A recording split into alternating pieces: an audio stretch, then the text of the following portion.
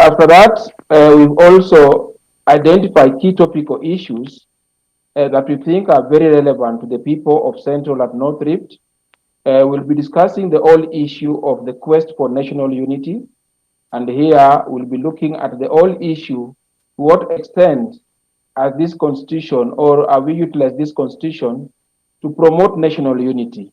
We know Rift Valley is an area that has had several challenges in terms of community coexistence, that is sometimes politically motivated, or sometimes is about boundaries of land, fight for resources and stuff like that.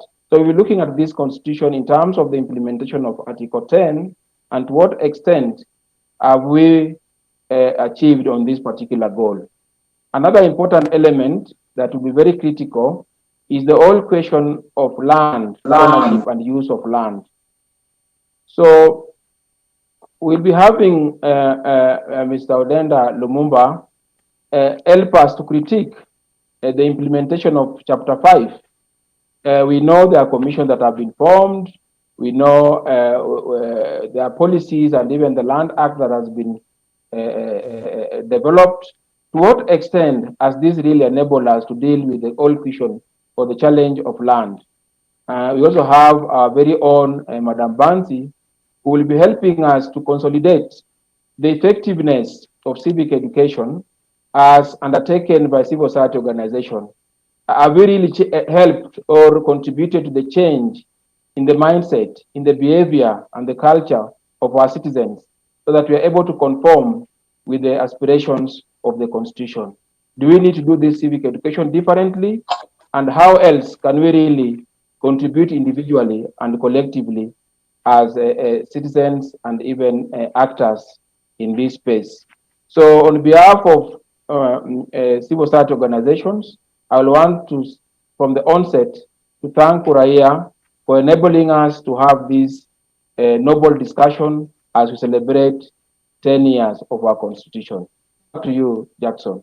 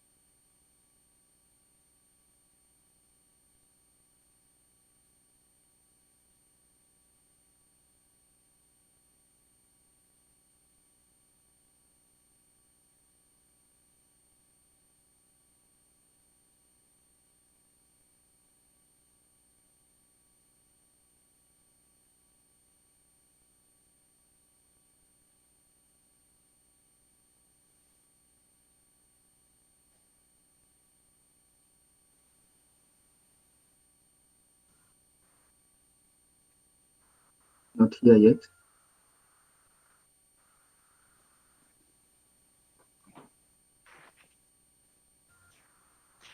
Okay. So thank you so much, Jackson. I guess we'll be having Kipsoi to speak on behalf of Baringo Civil Society Organizations Forum.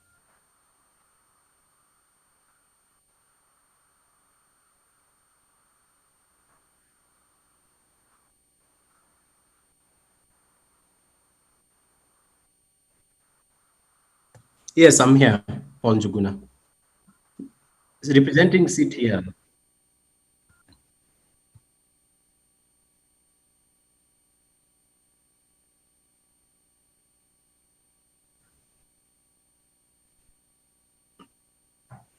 Hi guys, my name is Paul Njuguna. I'm the project officer for Center for Transformational Leadership, working in Narok County.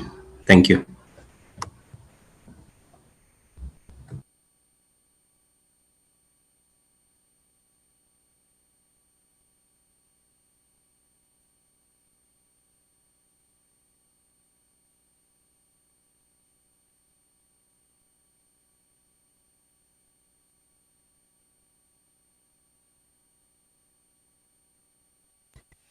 Hi, everyone. I'm Jojo Kini. I'm working for Justice and Peace Center. It's an organization based in Trans Nzoia County.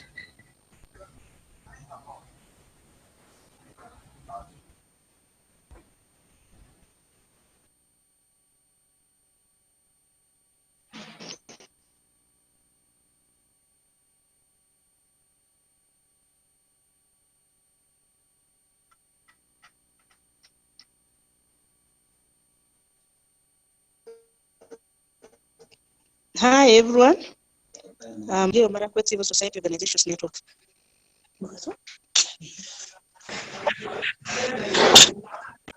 Hello? Okay.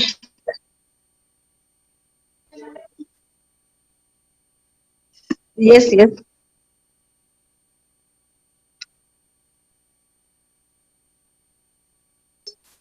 Well, my name is Sheila Sute from Elgeyo Marakwet Civil Society Organizations Network. Yeah.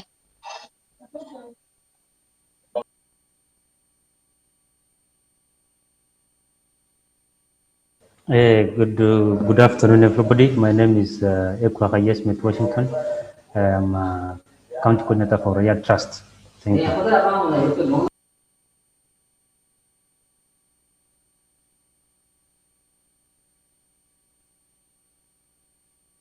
Yes, please.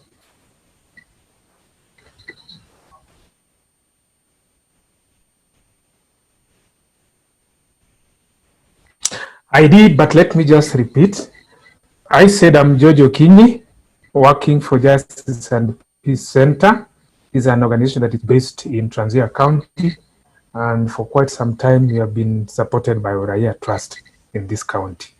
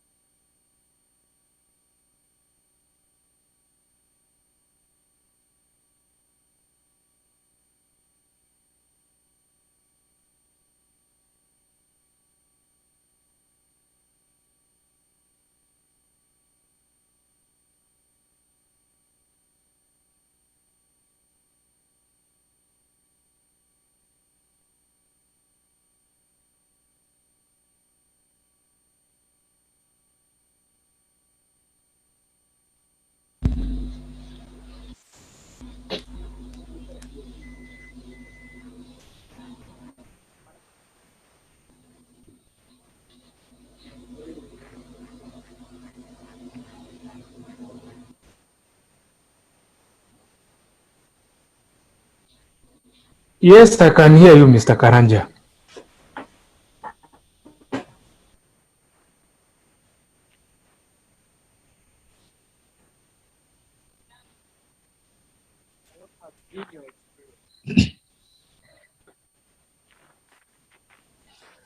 Thank you, Mr. Karanja, and everyone in this discussion.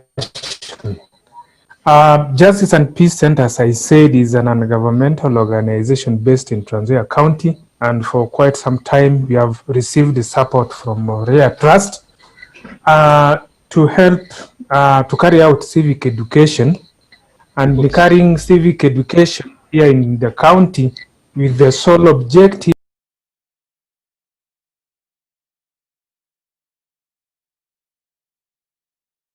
Mr. Karanja, are you hearing? Hello?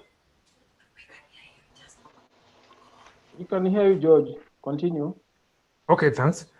So as I've said that we received the support, financial support from Uraia Trust to carry out civic education in Trans Nzoia County.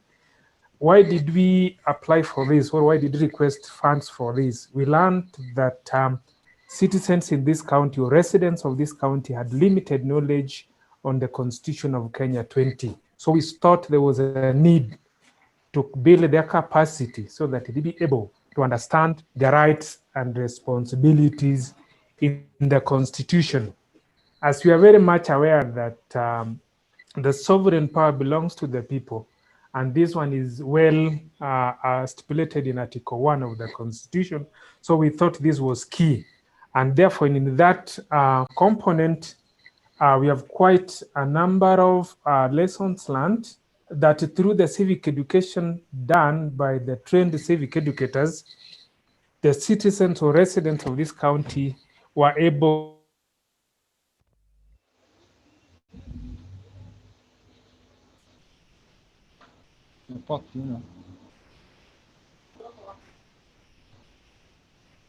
to understand their responsibilities and rights. This is that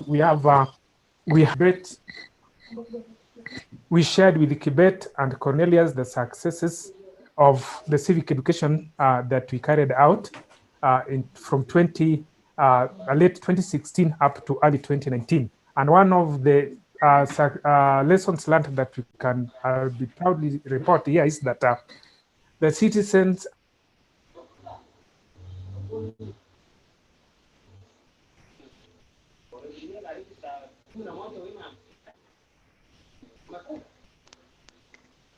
are able to engage meaningfully with the duty bearers. One key area is that the citizens were able. You have lost me. Is everybody hearing me? Hello, Karachi? I'm back. Okay. So one of the key lessons that we shared with our donor partner is that the citizens or residents are able to take their role as enshrined in the Constitution by writing memorandums and petitions demanding for effective and efficient service delivery from the duty bearers in matters pertaining to devolution. Another component is that we identified a gap that we had a weak civil society organizations network, and therefore one key thing that we did was to capacity build the CSOs network so that they can be able to speak with one voice in matters pertaining to service delivery. And from that, we learned that with the county government, there was the problem of accessing information, because when you lack information, then you cannot be able to meaningfully engage with the opponent. So one key problem that we identified from the duty bearer was the access to information from the county government.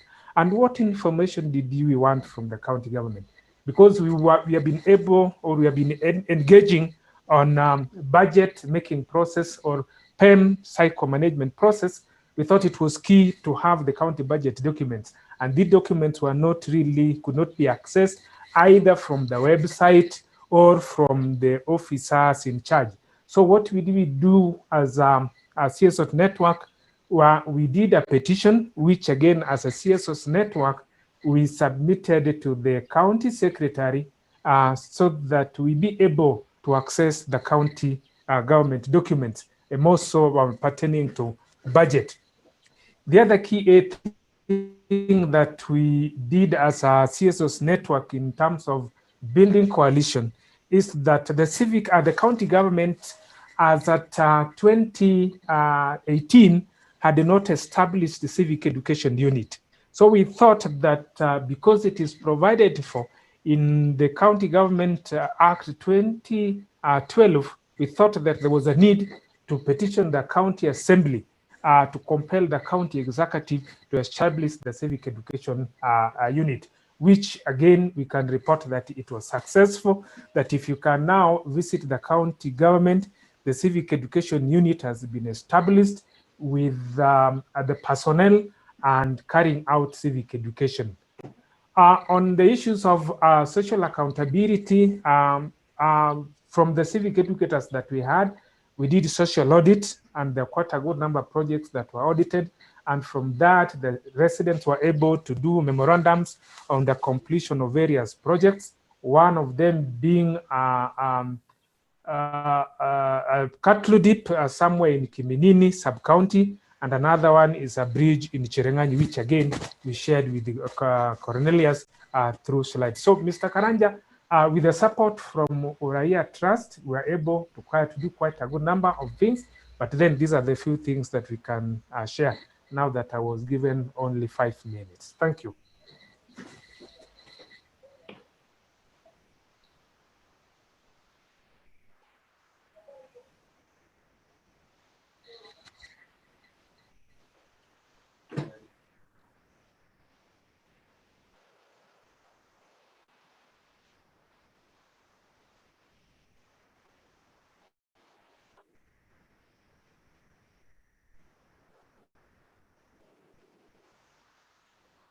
Yes. Okay.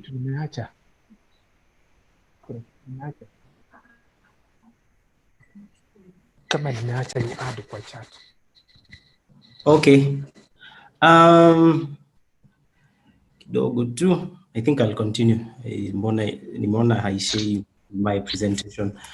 So, when devolution came in 2010, passing of the Constitution, we say people were expecting their lives or the quality of life to improve. But 10 years later, there is still a very low in terms of the quality of life that has improved is very low.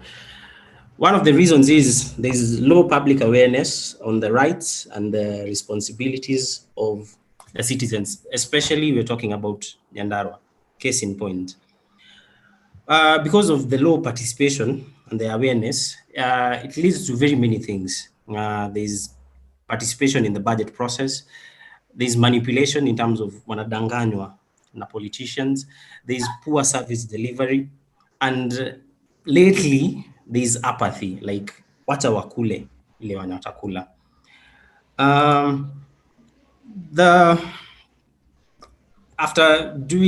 We've been working in Nyandarua for 1 year now, and there are some things that we're noting that they are changing. One, there is a change in perceptions, especially in Nyandarua. Most of the civic education sessions that we've conducted, we've noticed they don't know the difference in terms of the functions of the county assembly and the executive. So wanasema issue imetokea wapi ni county. So they cannot directly relate to which arm of the county they are talking about. Two, there is the public participation.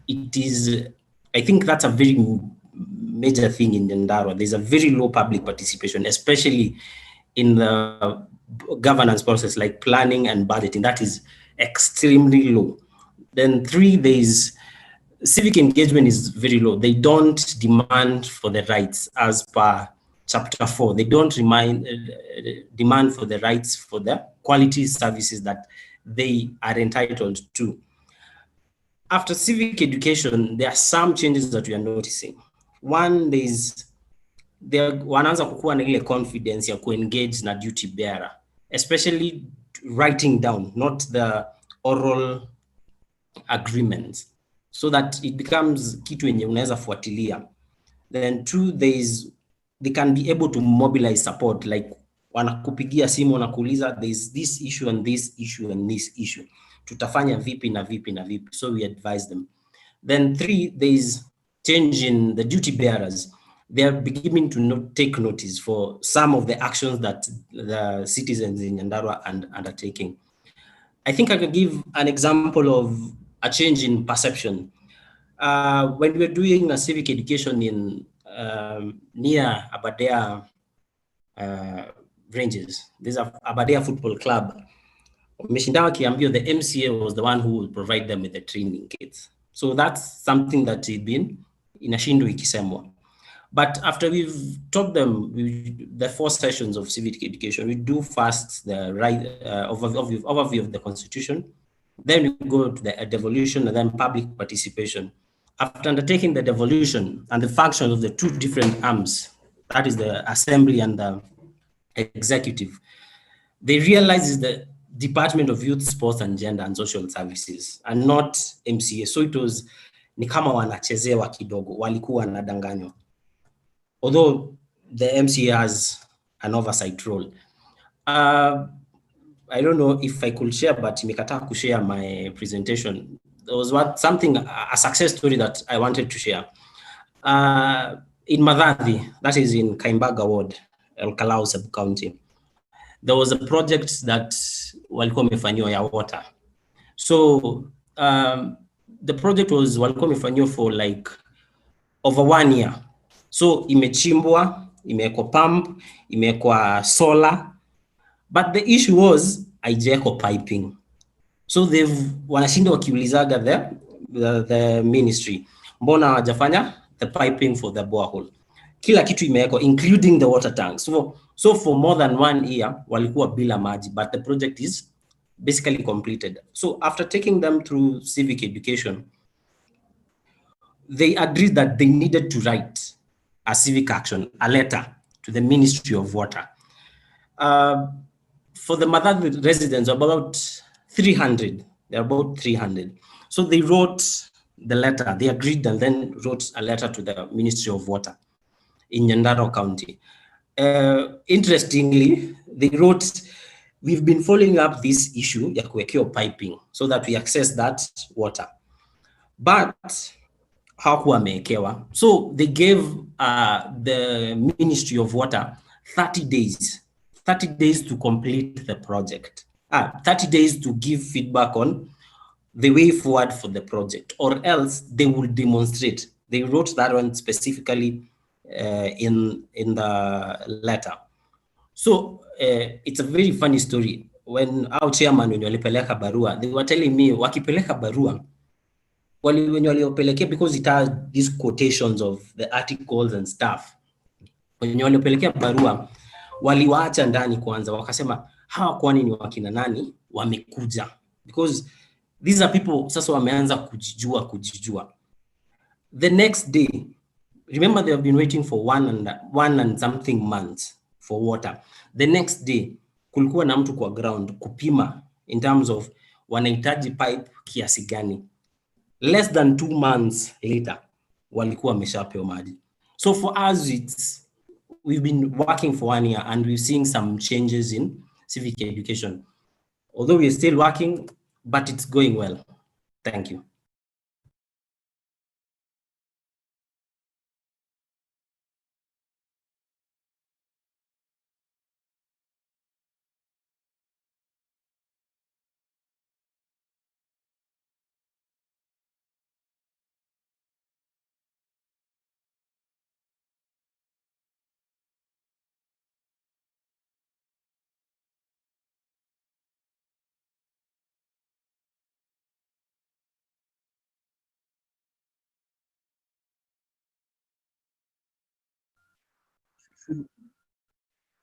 Should be Godfrey Kipsoi.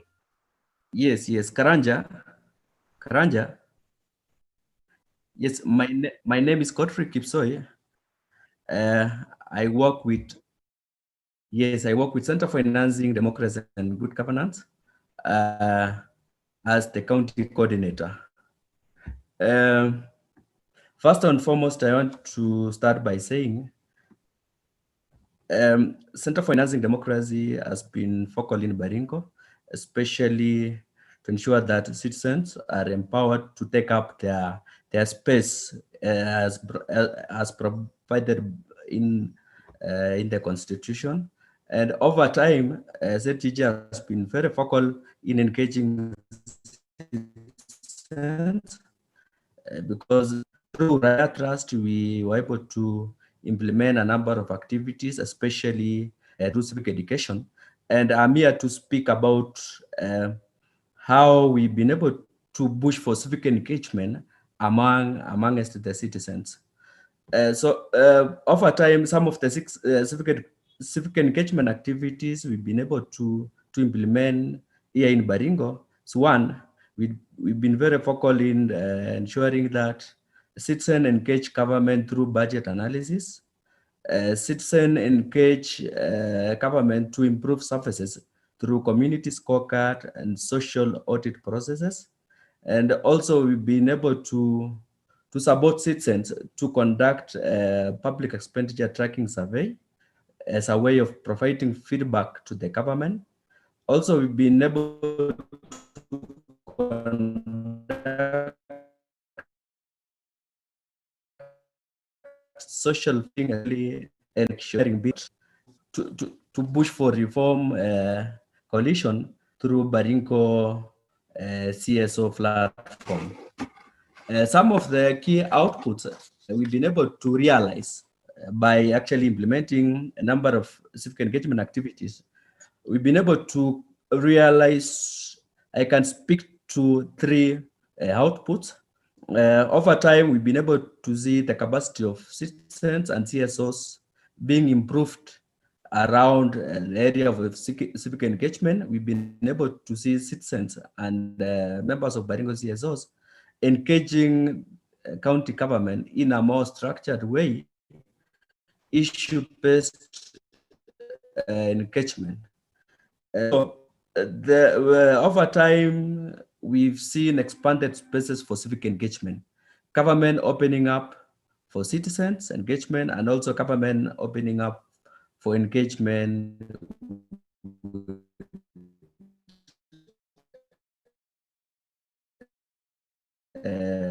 so we able to strengthen structure to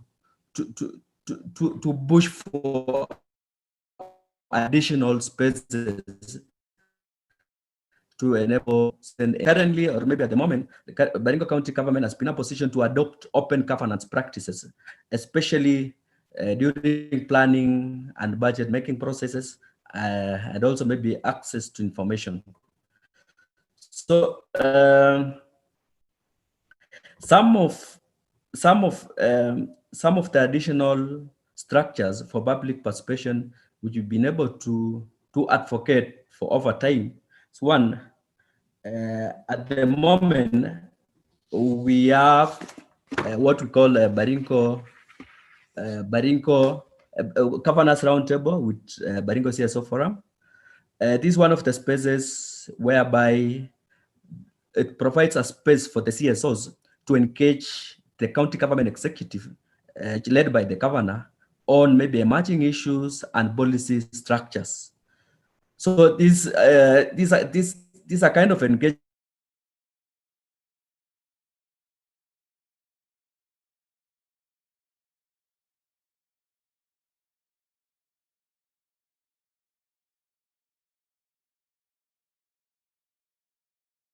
which we normally call it, maybe it's at that they implement the structures as per the Constitution.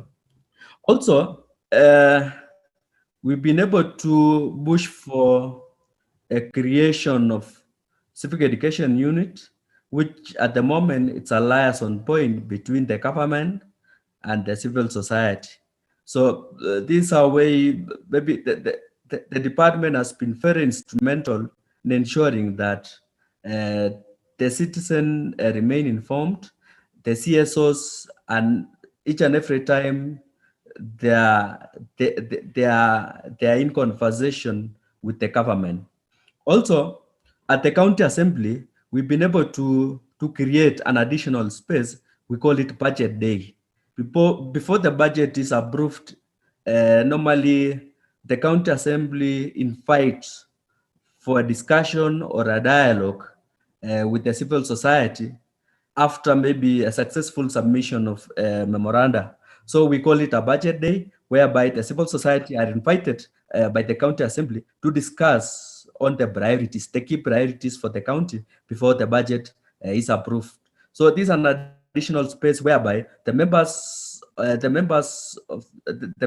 the CSOs can push for a joint adoption of priorities, which normally are collected from the budget champions.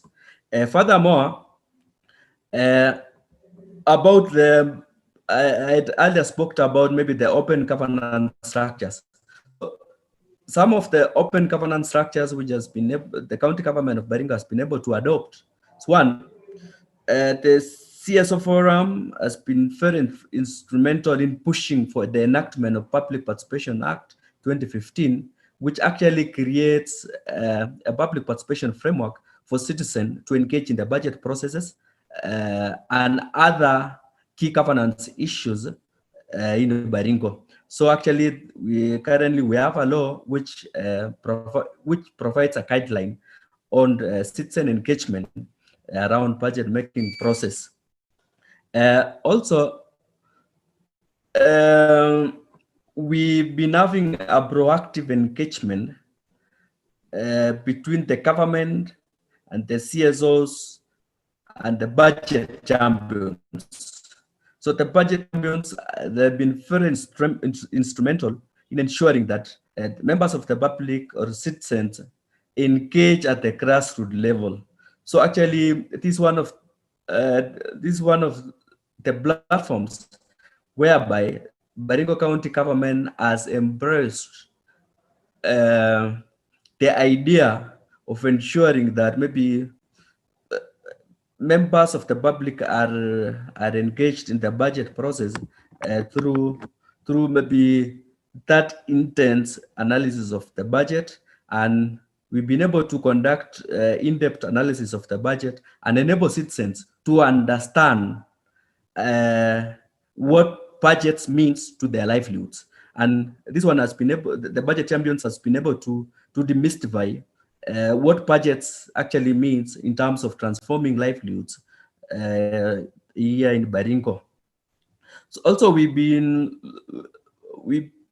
seen Baringo County government increasing access to information, especially public information, because at the moment Baringo County is one of those counties which actually were in a position to share information with regard to budget work, because when you go back to Baringo website, you'll see that maybe the government is in a position to share a number of information, a lot of information with regard to planning, governance, budget, so you can easily get any kind of information through the website.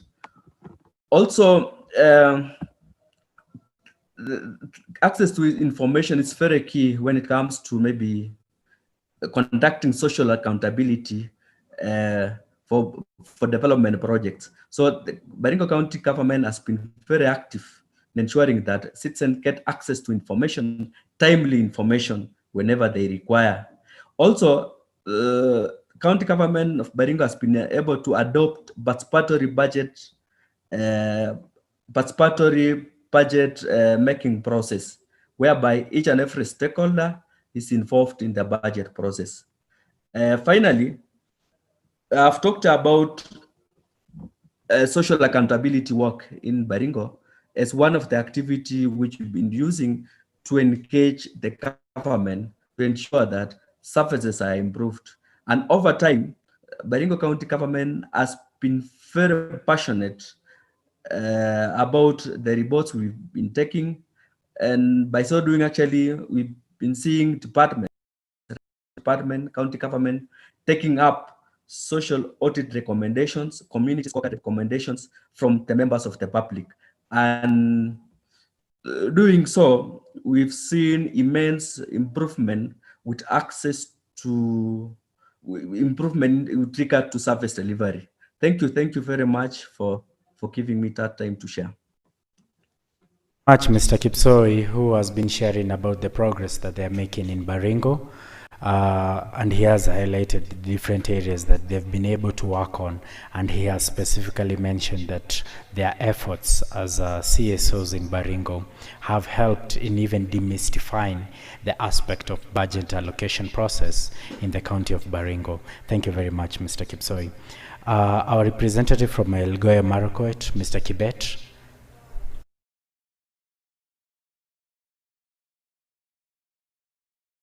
Kibet, if you can. For those who are joining us right now. We have Madam Sheila Suter sharing. Come again, I have not gotten you. Yes.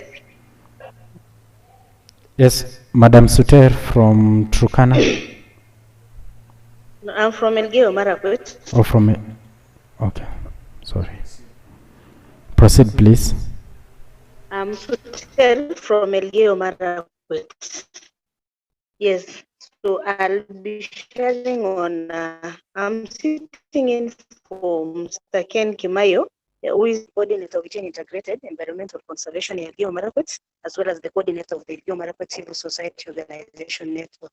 So for E10 Integrated, we've been doing civic education, supported by Uraia Trust from the year 2016 up to now. And we've been doing civic education on constitutionalism, and constitution, and capacity building of community members on the constitution and on their rights. So for E10 Integrated, some of the achievements that we've found through our civic engagement with the citizens, first of all, we had a lot of challenges on issues of public participation. The county government of Elgeyo Marakwet does public participation at ward levels. But the turn-up, as we began in 2016, the turn-up was very low, and the citizens did not even have any idea of the importance of public participation. So with our engagements and civic education with the community members, currently we can say that public participation has yielded a lot of results. There is a high turn-up of citizens participating and not just attending, but even giving out their inputs. They are written as well as oral presentations. And again, as much as they do the presentations, they also do the follow-up of the projects that they have allocated funds during public participation. So most of them are not really all of them. Before proceeding with the public participation forum, they do something like a small audit on the projects that they had previously allocated funds, and they check out whether they've been implemented or not. And actually they ask for reasons as to why, if there are some projects that have not been implemented. So that is one of the achievements that we've seen, the citizens engaging in the budget making process, that is through public participation from different community groups in terms of memorandums and petitions in areas where they feel they are not satisfied with what the county government has been doing. In some cases also, they've also engaged with the national government through the CDF funds, where they also write their submissions, like they do petitions on the areas where they feel they are not satisfied with the work. On other areas, E10 Integrated have also engaged with the county government through social audits and community scorecards. And we would say one of our biggest achievements through the process is the governance roundtable. Through the social audits and pushing for accountability from the county government, our governor was good enough to come up with a governance roundtable where he promised to be holding it quarterly. We've just not had this year because of the reasons of everyone knows of COVID-19. But we've had like two sessions of the governance roundtable last year, where the reports of the social audits have been submitted. The governor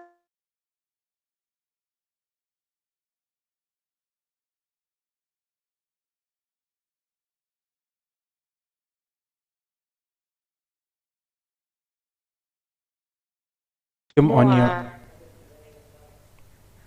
sorry? please raise the volume on your device. We can't hear you.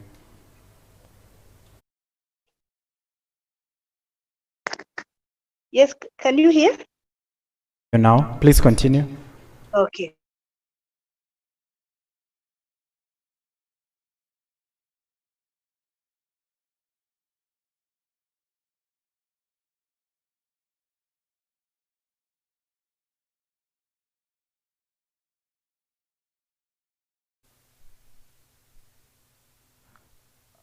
I'm afraid maybe we have lost Madam Sheila. So, Mr. Mariach from West Pokot. Mr. Mariach?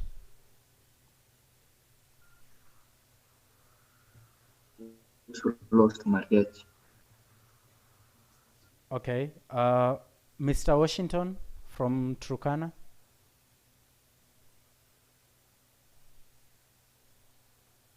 Mr. Washington. Good afternoon once again. Yes, thank you. Thank you for giving me this opportunity. So far in Turkana, we are doing good. Actually, we're proceeding well. And to be precise, our constitution is one of the best constitutions in Africa.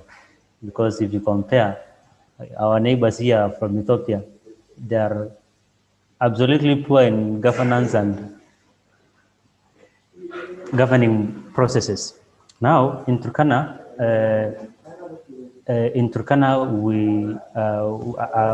I'm the county coordinator for Uraia Trust. Uraia has been our greatest supporter so far, and we've done a good job, and we've come up with best practices that have led to good civic actions, and so far we're proceeding well. Among the best practices that have led to good civic actions is we are continuously doing mass civic education and targeted civic education. Mass civic education we are doing through radios, chief barasas, church services, so that at least civic knowledge is widely spread. And we've also collaborated with the county government of Turkana in working closely, because they are our closest partners. Because if we can't collaborate with them, they are going to hinder collaboration. In that regard, uh, we made a contribution to the county government of Turkana, and we've influenced the passing of Information and Accessibility Act of 2015, because one of the core values was to promote civic education through an informed citizenry. And there is no way you can promote civic education without informed citizens. And also, we've initially public participation. Remember, public participation is a subject in our curricula, and public participation initially was conducted at a sub-county level, but we later realized that at the sub-county level, see, it's not inclusive. So we pushed that let public participation be conducted at the ward level.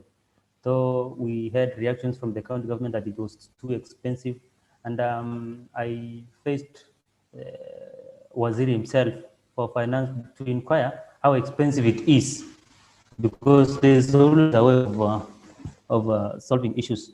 But later on, thank God, we agreed on 1, 2, 3 things. The public participation apparently is conducted at the ward level.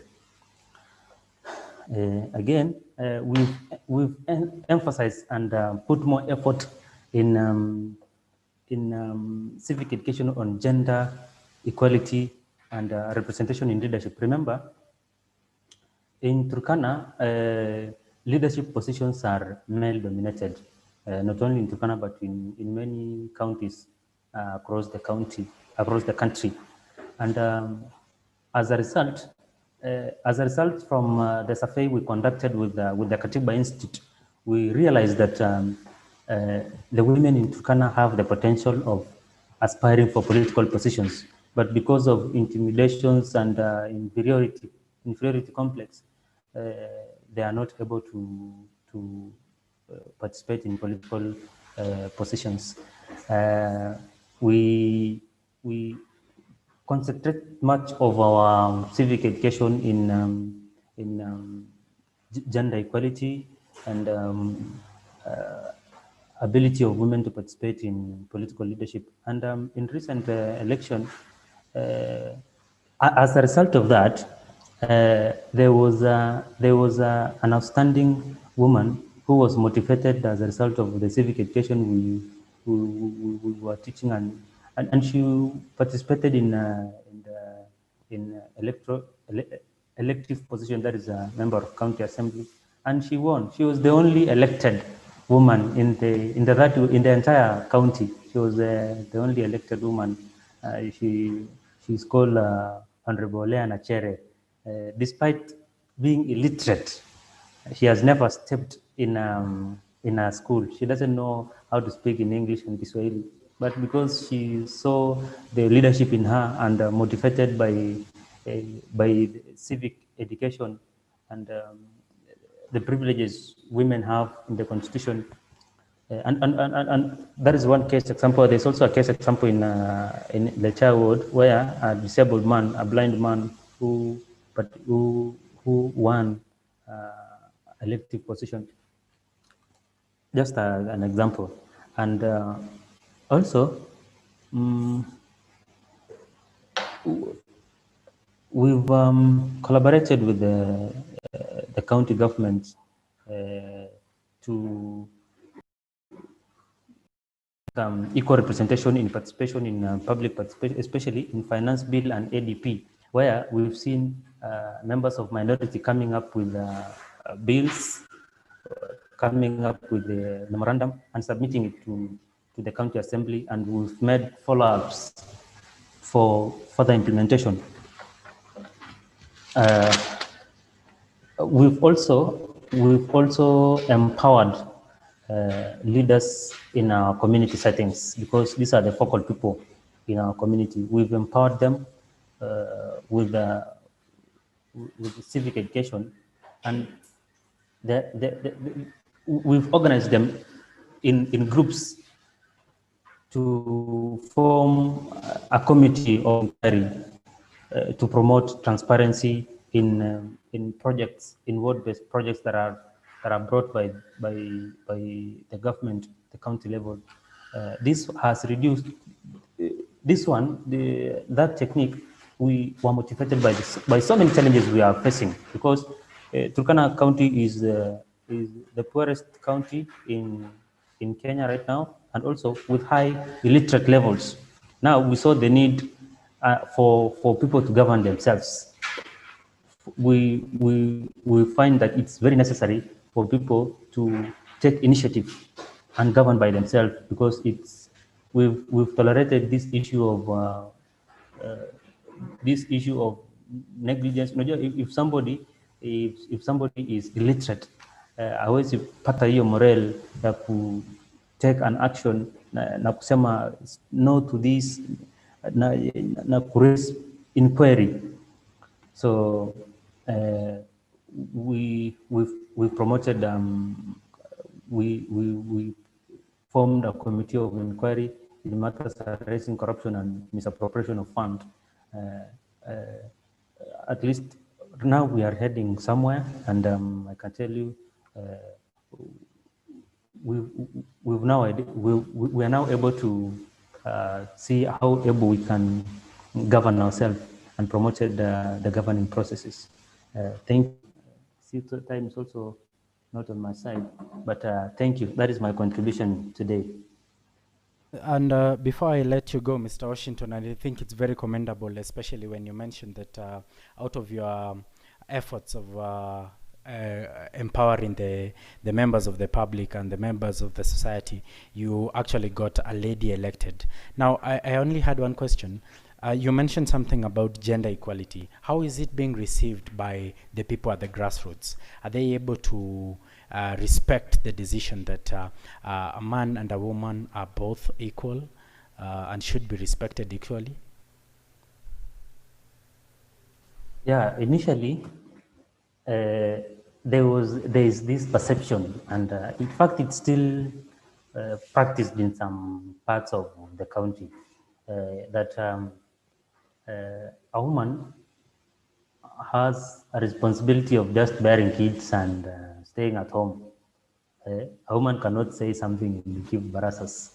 So that is a misconception that has been of practice since. Since we've enlightened our people in our community settings, they are able to identify the potential of women, despite being, despite being looked down upon. So from the practices, and the responsibility a woman is doing, because we challenge the men. They have witnessed themselves and they have seen the capacity of women in the role they play in leadership. So they have taken up the challenge and they respect the decisions, and they have given women equal opportunity to participate in leadership and governance processes.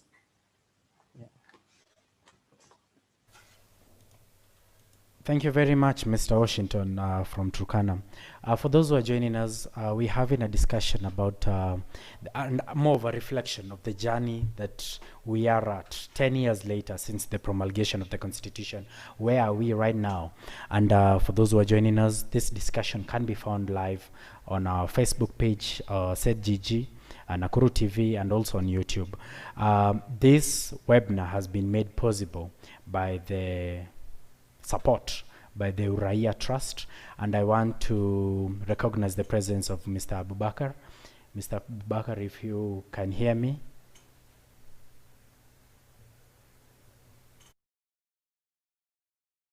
Thank you. So yeah, maybe I can say just one word. So yeah, okay. I hope you can see me. Yeah. Okay, fine. So yes, so this is Abubakar from Uraia Trust, and first I want to thank the team for this good effort. CEDGG and the rest of the partners in the Rift, Central North Rift. So as Uraia, we just want to say that we've been given a major responsibility by both Kenyans and development partners to use the resources to help people get the benefits of the Constitution. And what has been happening is that when you look back 10 years down the line, the question is, has anything changed? And this initiative which you're having at the moment is an eye-opener. As you can hear what the partners are saying in terms of their efforts.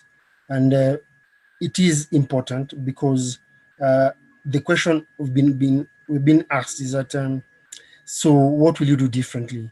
Kenyans have been taken through the Constitution inside out. Things are not changing. So we want to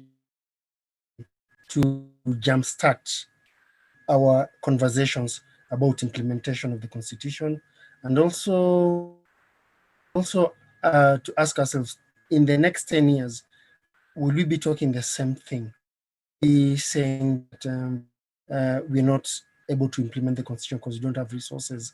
Will we still be struggling to teach people about their rights? Or now we will go to the next level to celebrate the content of the Constitution? So that's why for us, this conversation is very important. And just for the viewers and for the rest of the team, we want also them to know that this is part of the Uraia Trust at 10 initiatives and celebrations, because also Uraia as a trust came into being in 2010. We've been existing since 2000, but as a program. So officially we became a trust in 2010. So as we are celebrating the Katiba at 10, we're also celebrating Uraia Trust at 10. And it's a time for soul searching and again asking ourselves, what can we do differently? So this partnership is very important to us because we will now from here go to the next level in terms of celebrating Uraia 10. It will be in similar format, but maybe bigger. And we'll want the participation of everyone here, including Nakuru TV. I think you're doing a great job in terms of actually streaming this initiative. And for me, apart from streaming, the most important thing is helping the citizen on the ground to understand what's been happening, because a lot of good things are being done, but we are not showcasing. We're not telling the Wanjiku on the street about our successes. So I think this is a very important aspect for us, an initiative, and we hope to continue with it. And yeah, so I won't talk a lot because today is not my day. It's a day for the people who've been doing the heavy lifting, and I want to encourage them to continue like that and to tell them that we are with you all the way. You can rely on us to support you and to push you to help the citizen Wanjiko to be more active than the way they are, so that if someone wants to play around with them, they can be able to ask the right questions, and of course to see where the negative bits might be. I'm actually especially impressed by the fact that most of the partners have been able to initiate things about, things like making sure the civic education unit, public participation guidelines, the issue of the I don't know, someone talked about the budget engagement spaces, the complaint and complement mechanisms. I think this is very important, and this is what we want moving forward. So I'll stop there and let the discussions continue. Thank you, Karanja. Very much, Mr. Abubakar. We have gotten you loud and clear. Those who are joining us, we are discussing, we are having a reflection of 10 years later since the promulgation of the Constitution. Where do we stand as a republic? When we come back, we move to the panel discussions, and our team, we have an able team. We have the CEO of CEDGG, Mr. Cornelius Odur, who will be part of the discussion. We have Madam Bansi Kubudha, who is the Executive Director of the Center for Transformational Leadership. We also have Mr. Lumumba Odenda. Mr. Odenda is a land and constitution expert that will help us discuss some of these issues that we're having as we move on, days away to celebrating 10 years since the promulgation of the Constitution. We were to have Honorable Koigi Wamwere, former Member of Parliament of Subukia, but due to technical issues here and there, we'll not be able to have him. We'll take a very small break. When we come back, we go straight to the panel discussion. Thank you.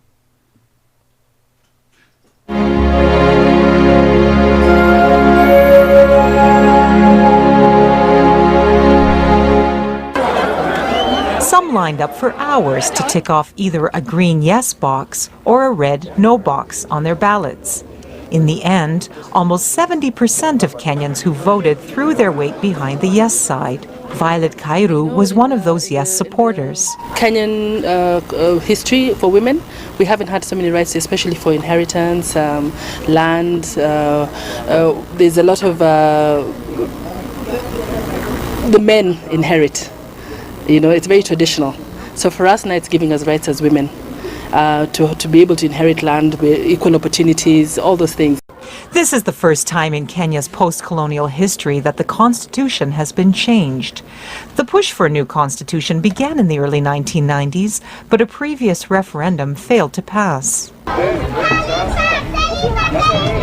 The new document contains Kenya's first ever Bill of Rights, which states that every Kenyan has the right to such basics as clean water, decent housing, sanitation, and an adequate supply and quality of food. Fred Olendo is with the National Council of NGOs, an umbrella group that works with national and international aid agencies. He thinks the Bill of Rights will ensure a better life for the almost 50% of Kenyans living below the poverty line.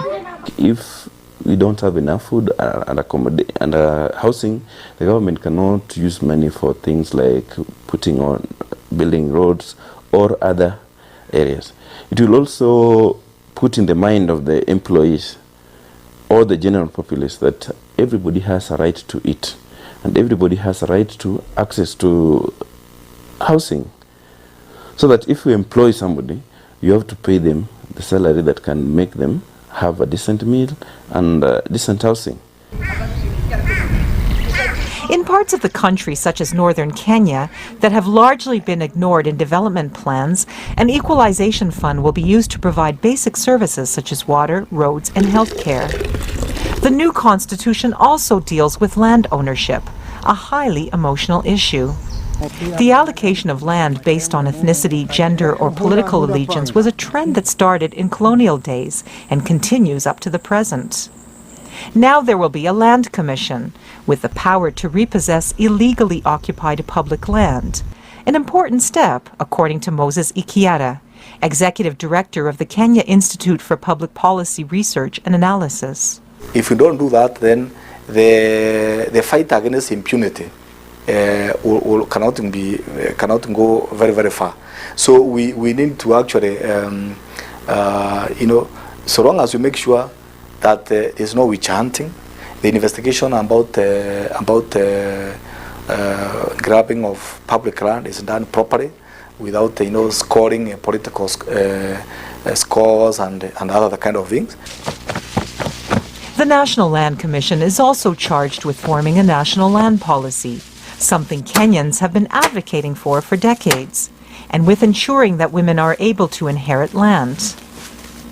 Many Kenyans are looking to the new constitution to curb excessive power in the president's office, government corruption, and non-performance by members of parliament. If in Linda, somebody has been accused of corruption or has been convicted of corruption and other cases, they cannot compete for public office.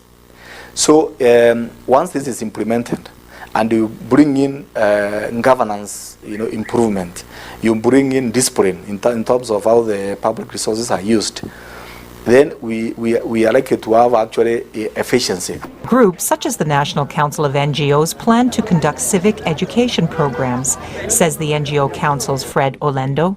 The Kenyan people must also rise up and know the provision, what is in the Constitution. They should not just move on and vote like the voting that was done. Not that very many people read the Constitution.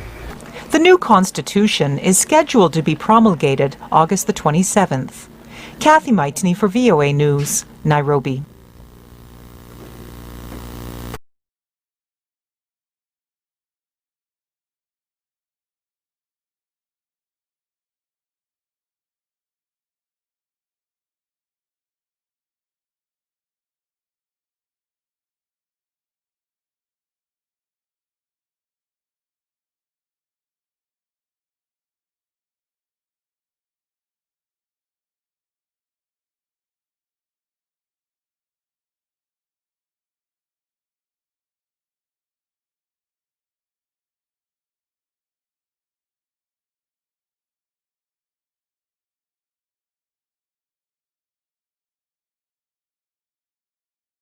The clip that we were watching showed the journey that we had taken minutes or days away from the promulgation of the new constitution. And on Thursday, the 27th, we celebrate 10 years since the constitution was actually promulgated. Second most important date in our republic, alongside the gaining of independence back in 1963. And we ask, where are we right now as a nation?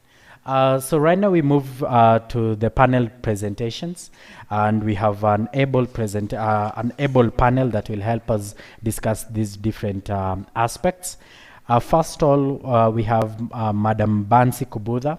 She is the Executive Director for Center for Transformational Leadership, and she'll be helping us understand the role of CSOs in the implementation of the Constitution.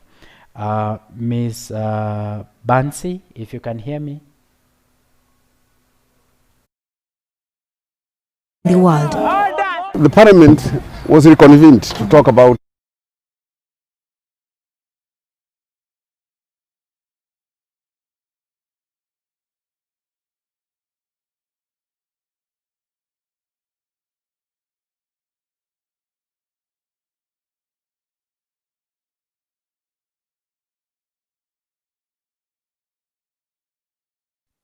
Hello, can you hear me?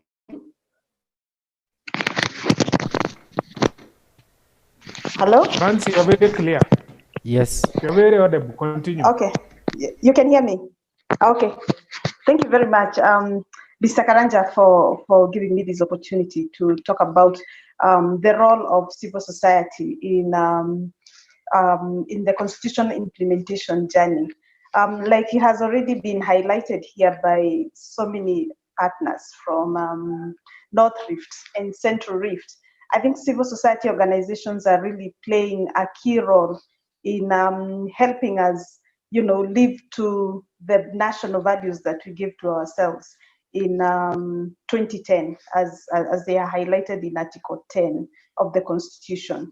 And I think one of the things that we have done, we as civil society organizations continue to do, is to ensure that citizens are actually participating and utilizing the power that the Constitution gave them under Article 1. When we look at the County Government Act, one of the things that is highlighted there is the role of government in providing civic education. And I think as civil society organizations, we're doing very well in terms of mobilizing citizens and also advocating, doing advocacy work around county governments, developing the legal frameworks that are required to facilitate civic education. We've had stories about setting up of civic education units, counties that have already passed the public participation and civic education law. Perhaps we still need to continue to advocate and ensure that these civic education units are now being funded and they are beginning to provide civic education to our citizens, and that county governments are providing spaces for citizens to participate. One of the highlights, and we are Uraia partners, a lot of us here, is that our civic education work has to move on to citizen participation. So that's the knowledge that citizens get from civic education, they are able to utilize that. They are now able to actualize their power and begin engaging their county governments. I know we all work with targets, and our counties have huge populations. In Nakuru County here, we're talking about 1 point something, I think 2 million people now. And as civil society organizations, we are only able to reach a fraction of that number. So the journey has started. We are educating our people, but looking at the numbers that we have in our counties, I think it's still a drop in the ocean. There's still a lot of work to be done. So for me, from where I sit, civil society organizations are doing great work in terms of mobilizing citizens, educating them about their rights and responsibilities, advocating, engaging county governments to set up the structures that the law requires them to set up to conduct civic education. I do not know, perhaps when we get a chance, we can hear from a county or two about how effective those civic education units are in providing civic education. Because when you look at the County Government Act and the principles of civic education, one is to actually empower and enlighten citizens, but the second one is to ensure that there is continuous and systemic engagement of citizens in governance processes. In as much as we are mobilizing citizens as civil society to participate in the budget making processes and county planning, and to engage with the county assemblies, hold their county assembly members to account. How consistent is that as we assess our journey 10 years down the line? Counties now being committed towards ensuring that this becomes a practice. Citizen participation and citizen engagement becomes a practice year in, year out. Are we seeing county governments establishing the systems, the citizen participation spaces, and ensuring that citizens receive the information they require in advance? Because that's a huge gap that civil society organizations are filling. But from where I sit, I still feel that we need to do more, because the population that we are able to reach, the meetings that we are able to facilitate are not reaching as many people as we would want to reach. And government needs to come in and fill that gap, because we as civil society organizations are only complementing that work. In Nakuru County, we have the Nakuru Civil Society Forum, we have engaged with the previous regime and continue to engage with the current regime. We currently have a working MOU. And one of the things that we've been struggling with is for the county government to take this engagement as seriously as we take it, to an extent where they now also contribute or fund our engagements, our governors' roundtables, so that every time it's not us who are calling them to the table, they also see the value that we bring, and they are willing to continually engage with us. So as we reflect about the role of civil society in ensuring enhancing constitutionalism in our counties, we also need to reflect about the gaps and what needs to be done more on our part and also on the government's part. Thank you. Thank you very much, Madam Bansi, for that adequate provision of information. I do have one or two questions. You've mentioned about a working, the last bit you've mentioned about a working arrangement between the CSOs here in Nakuru having an MOU with the county government. My question is, does this MOU or does this kind of arrangement inhibit the working of the CSOs in that you as the organizations that are supposed to call out the government and the county governments for maybe inefficiency or issues of corruption, don't you feel that having an MOU goes against actually the role of the CSOs?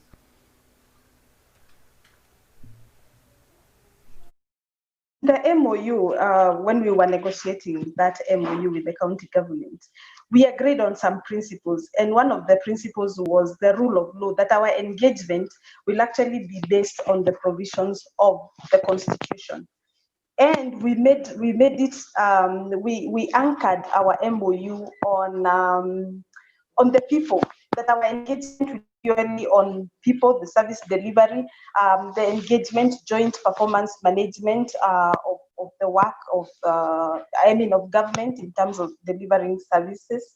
And we made it very clear that when government is not doing what it's supposed to be doing, then the CSOs are not going to lie about it.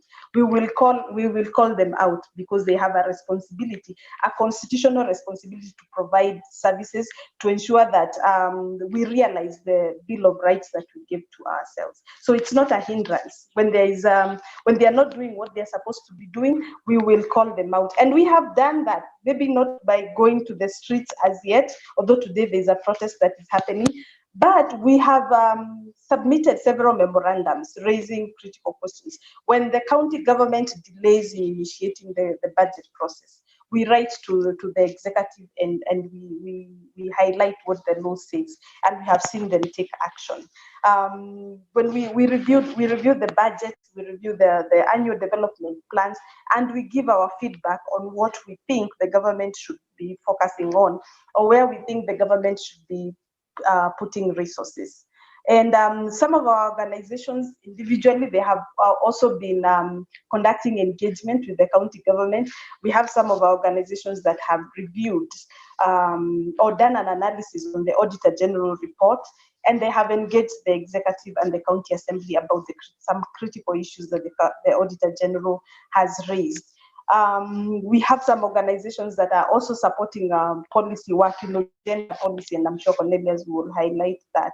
So we don't feel like the MOU is a hindrance to us calling out government whenever they are on the wrong or they are not doing what they are constitutionally mandated to do.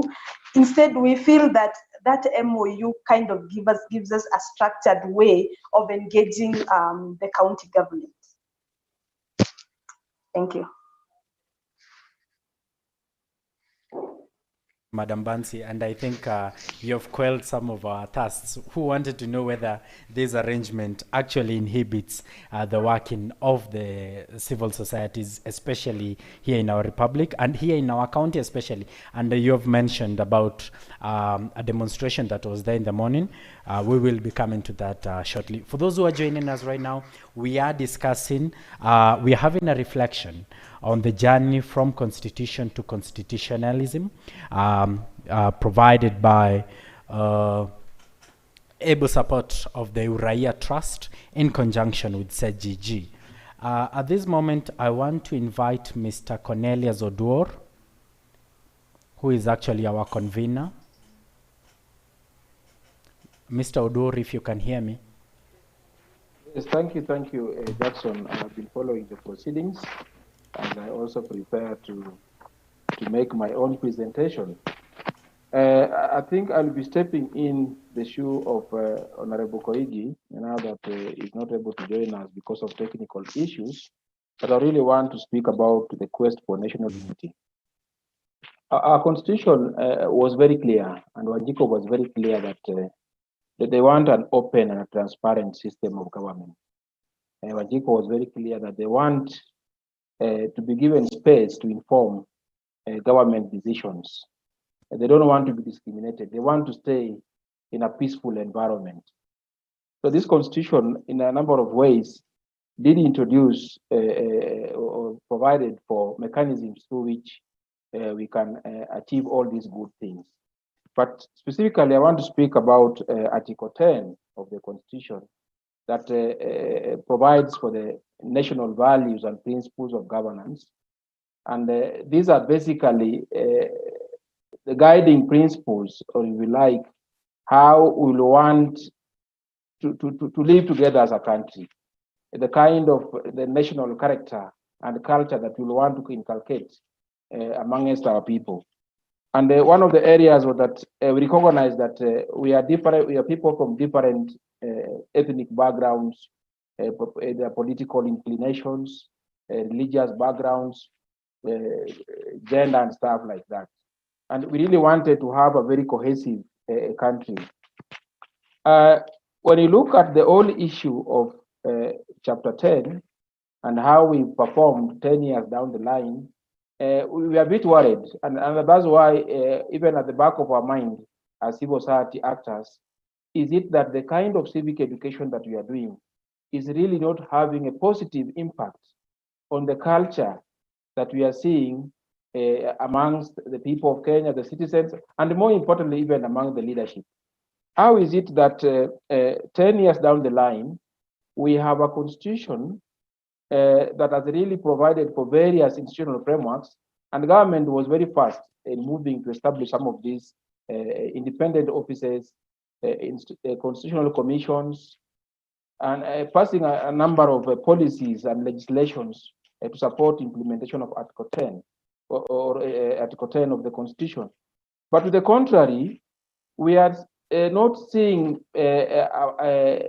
government institutions, our leaders, both political and even in other spaces, and even citizens, we don't appear to be behaving according to the standards that were anticipated in the Constitution. So my take here is that we may need to engage differently on the question of implementation of the national values. Why is it that 10 years down the line, corruption is still the order of the day? People are engaged in embezzling public resources. We are just dealing currently with the lost billions in the COVID-19 monies. So why is it that 10 years down the line, the issue of negative ethnicity is still very rampant? The discussions we've had with the Senate concerning the division of revenue based on the third generation, or call it third basis formula, has really brought out differences among senators, and some of these discussions have not been informed by economic fundamentals, but we are seeing people grouping into their ethnic cocoons, into their regions, into their religious affiliations without looking at Kenya as a whole. So it tells us that the national values have just remained abstract in the constitution. We just recite them, but we don't appear to be to live by those standards. So I'm a bit concerned today that we as Kenyans, particularly citizens, we must be the change that we are seeking to see. We must change in how we elect our leaders so that we are able to put Chapter 6 especially into practice.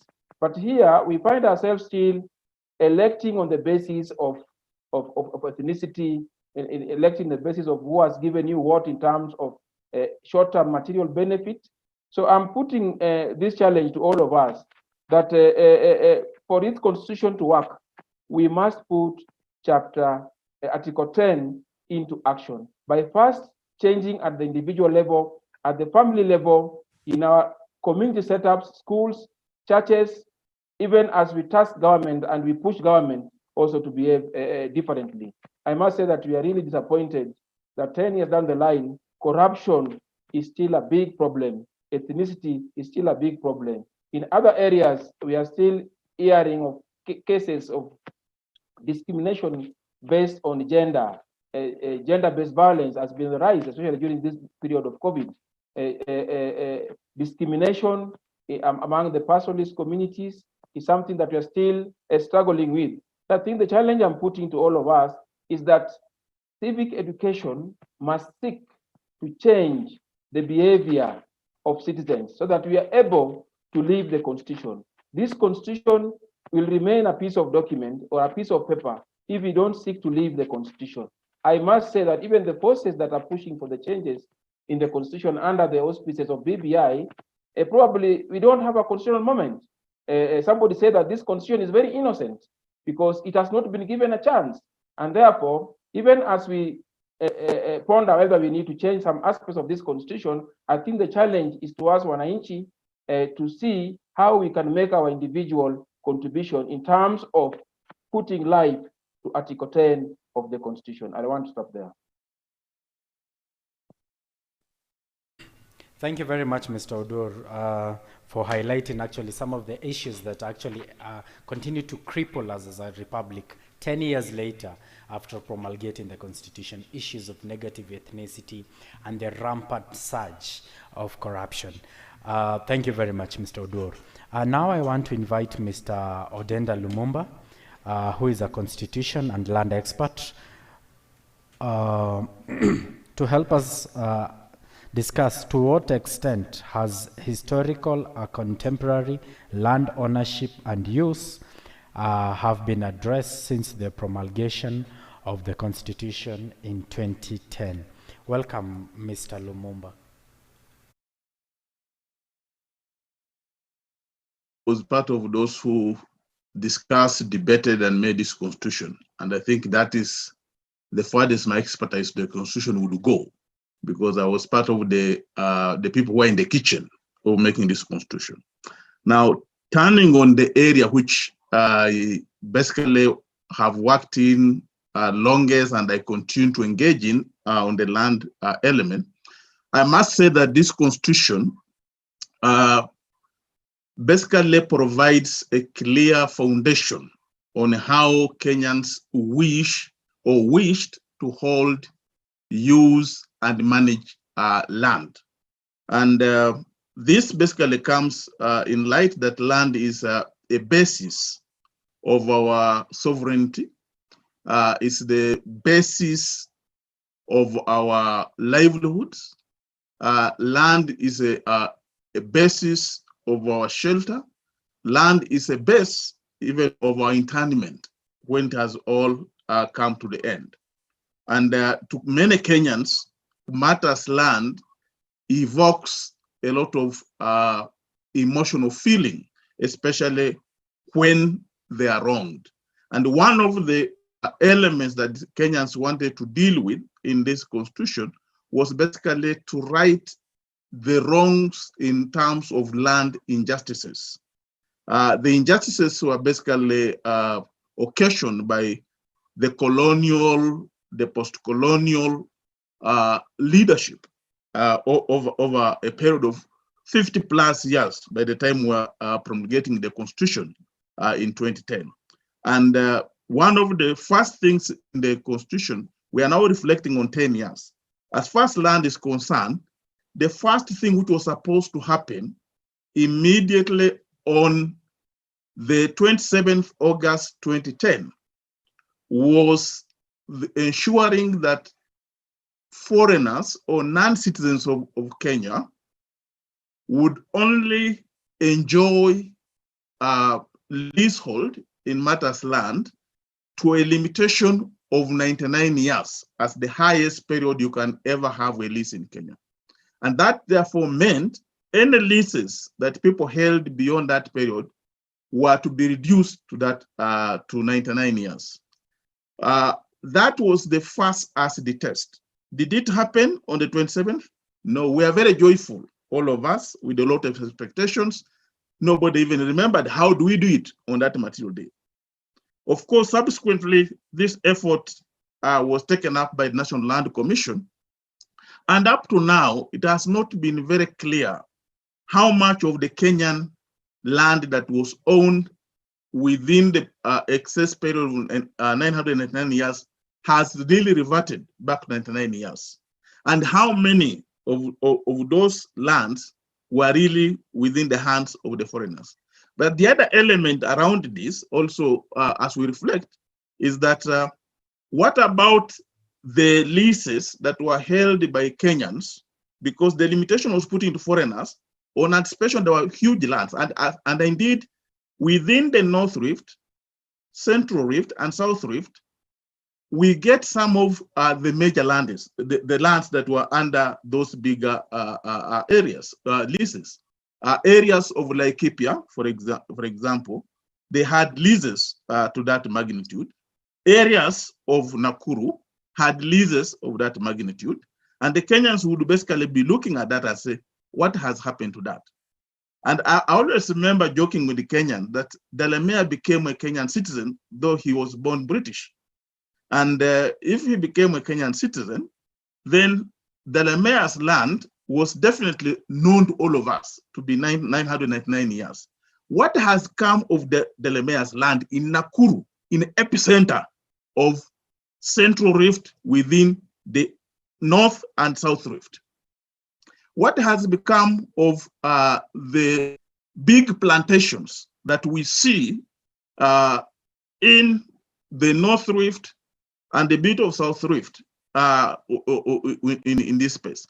What about the situation we are looking at of a lot of these cases of people whose rights were wronged, but they were supposed to be righted because people had been pursuing them? And I'll give two good quick examples. This is not about the big lands and the big people. It's about minority groups within the Central Rift and a bit of Central and South Rift. The first case that comes to mind very quickly is the Endorois case in Lake Bogoria, a bit of Muchongoi Forest, and basically within the Baringo County. That was a case which was pursued by a community to have their rights rightened out of the historical injustice that occurred from 1973. That was, a decision was made by the African Commission on Human Rights and People's Rights. That decision, its implementation down the line, and it was made exactly on the 2010. Nothing much can be talked about it. Another case of minorities within the South Rift and a bit of Central Rift, the Ogiek people.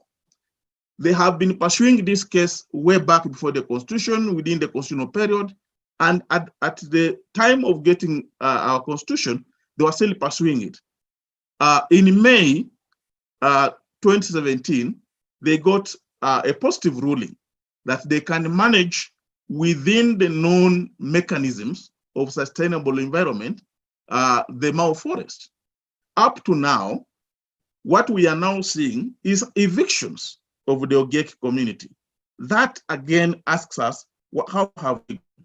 I think there's one thing which we must say, that a lot of these, the reforms that we got in the land sector were basically legislative reforms. A lot of new laws came to bear, and we could celebrate that we had a number of good laws. The question is, to what effect were these laws? I think the legal reforms were easier than actualizing some of the tangible demands that people had over land matters. And some of these were basically tricky, because by the time we make constitution, we must remember that neoliberal thinking, that means roll back the state in terms of what the states can do, but allowing the market to roll over in terms of being almost the mediator in many things, meant that some of the reforms that required the state to really step in, the state has been behaving like it has really rolled back and it doesn't want to roll on. And in that circumstance, we have been seeing a number of expected reforms not really taking place. For example, in the North Rift and South Rift, and up to Central Rift, we have had a situation where community land is supposed to be recognized, it's supposed to be protected, and supposed to be registered. Now, the Constitution says that while it remains unregistered, it vests in the counties, but at the same time vests in the community itself. But at the end of the day, registration was supposed to be a seal of property so that the state can protect the community land the whole way from the South Rift to up the North Rift. We could see the attraction of all manner of resources that have been discovered. You can talk of magadi soda, you can talk about wildlife, you can talk of forestry, you can talk about energy resources in terms of all geothermal and everything you can want to talk about. You can talk about the oil in Turkana. You can talk about gypsum and all manner of resources within this particular territory.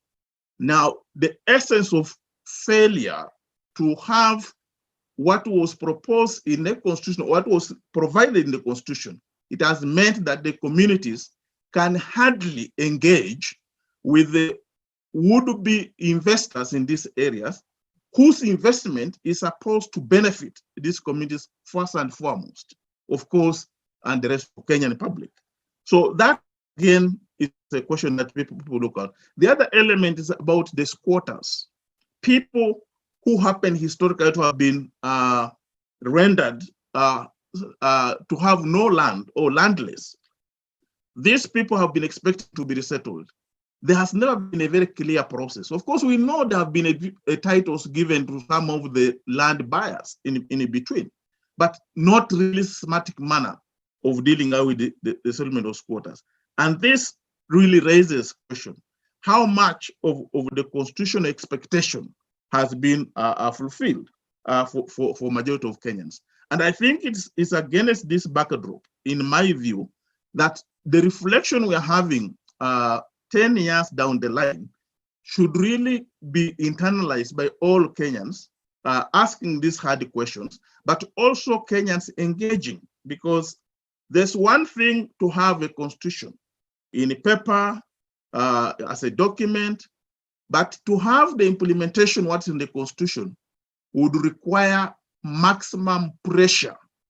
And that maximum pressure cannot be leveraged by the civil society as organized groups. It is supposed to be civil society as the entirety of the Uraia, as the essence of what the platform in which all this is being discussed, that the citizens themselves engage, have the meaning of this engagement, challenge the leaders who represent them at different levels, challenge the institutions charged with the duty to fulfill some of the elements that you need to be seen done, because some of the things about land require some level of action for you to turn them around.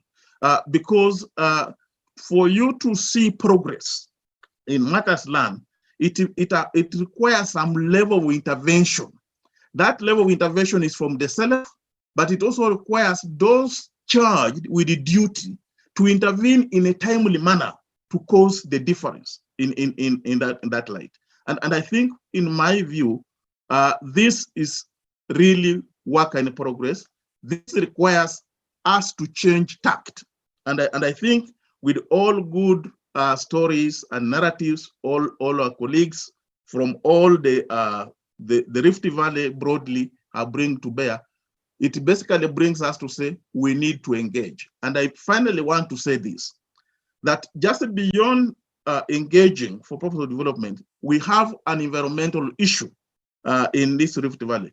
The rift is really rifting, and we have some Rift Valley lakes stretching from the South Rift the whole way to the North Rift. And there has been changes in how the waters have been behaving in these lakes. The question then is environmental sustainability. Does that require somebody to intervene? It's not just NEMA. It requires us to engage things to happen.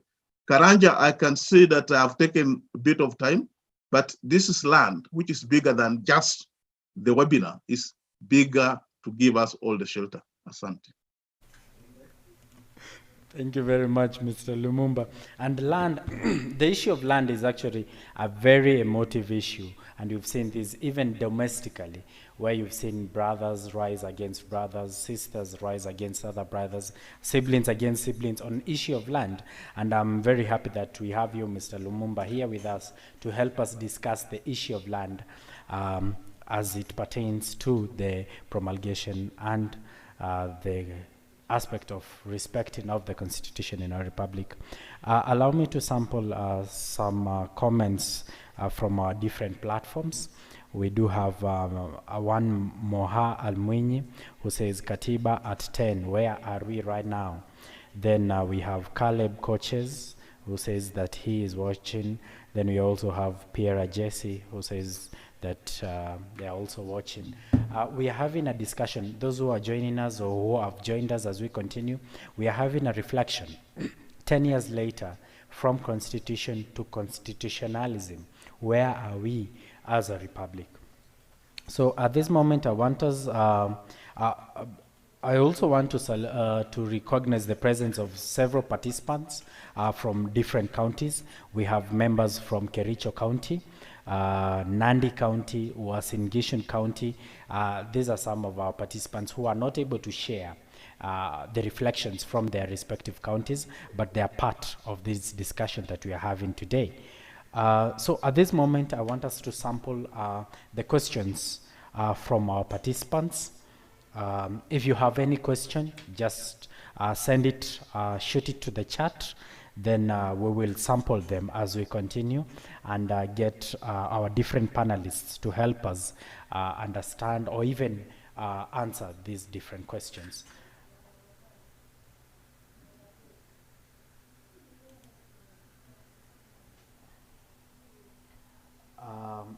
So we have so many responses, both from our panelists and others from members who are elsewhere.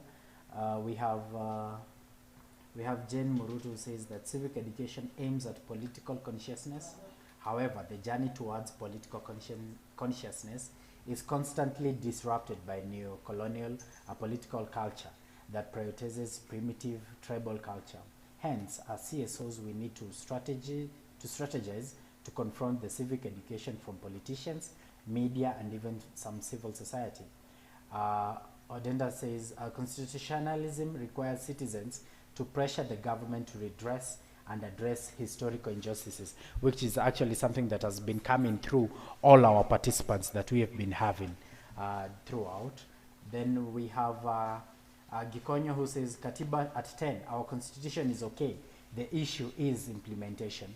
And this has actually come up from different members who have been speaking. Josephat Musbei says, to To everyone, good reflection on Constitution at 10. There has been a lot of cases of integrity issues on our elected leadership in counties, though we have mandated commissions. Question, how are we going to address these CSOs?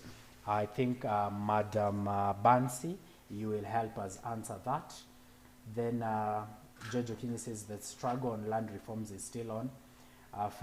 Philemon says it is very unfortunate that the government is not ready to resolve historical injustices despite having the laws in place. David Ruto says this is a very dedicated forum for CSOs and by extension the community.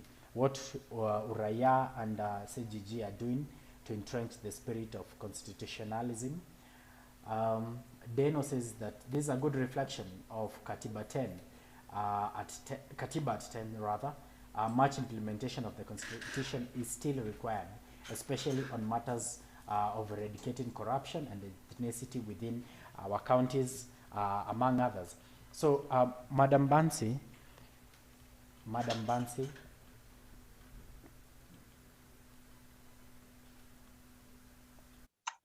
Hello. Hello. Yes, there is a question on how we address the issue of integrity of our leaders at county level. And I like the comment, somebody commented there about what civic education should do. It should raise our level of political consciousness. And I was actually going to suggest perhaps maybe in future we need to change it from civic education and just call it political education. So that then our people and all of us as citizens can give it the weight it deserves. Because as a country, we continue to struggle with this issue of integrity. And I would say that a lot of weight lies on us. And as somebody says, our leaders probably are reflective of who we are as a people. Integrity is a very personal issue. I want to believe that it is the person we are when nobody is seeing us. And often we see integrity in other people. And I want to challenge all of us and ask, what is the quality of our integrity as individuals? Because we choose the leaders that sometimes reflect us. And it is a challenge to all of us and to the people that we engage with, to the people that we teach, to help them really understand and make the connection between what happens at the ballot and the quality of life that we will live for the next 5 years. Because the people that we choose at the ballot are the ones who are going to make critical decisions that affect our lives. I think our experience doing civic education has been helping people to really see the person that they choose and the kind of work they're expected to perform in the positions that they take, and really ask themselves, not just the qualifications, not just about the papers, but also the quality of a person that, the quality of the people that we choose. What is their character? What is their background? Because we need to do this before we elect them. And then that's just the beginning. After we have elected them, how do we continually engage them to put them on check? Or do we elect them and then we go to the bank and sign a standing order and they get paid, but we are not monitoring what they are doing? I think as citizens, we also need to learn from experience. We've done that for many years and we know the results.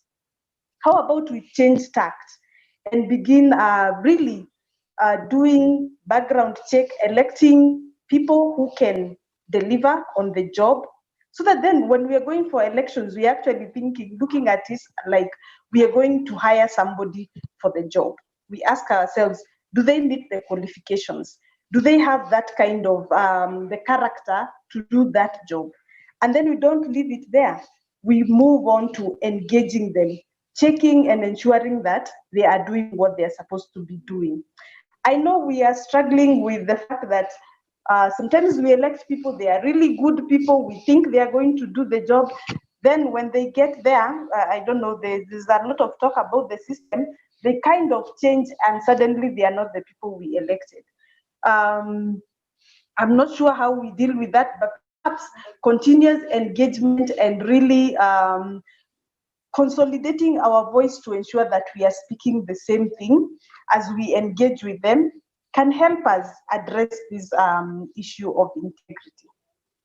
That would be my proposal. Very much, Madam Bansi. And I think it goes back to actually what we have been questioning, because the decisions we make at the ballot actually go on to determine how our lives as Kenyans will be for the next 5 years. So it is a responsibility for all of us, both as CSOs, as members of the Republic, to remember that the decision we make today will impact our lives for the next 5 years. Please, participants, keep sending in your questions, then we will sample them. So Charles says that culture and corruption must end. We have to go out to the streets. We have to go out to the streets to stop this. Then George Gashoka says, Katiba 10, I also think it's time for the country to ask itself some serious questions. And to Mr. Lumumba, should we understand our constitution from a textual perspective or a doctrinal perspective? Do we interpret our constitution as the text reads, or do we interpret it from the understanding of what the constitution was meant to cure?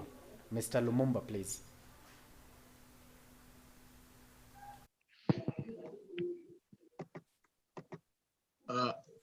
I think you are asking the question about the principles or the theory of what we are talking about in the Constitution. The Constitution gives you what you need to change, or the principles or elements you want to engage with. In a sense, it is the blueprint of the vision of where we want to go and where we should be.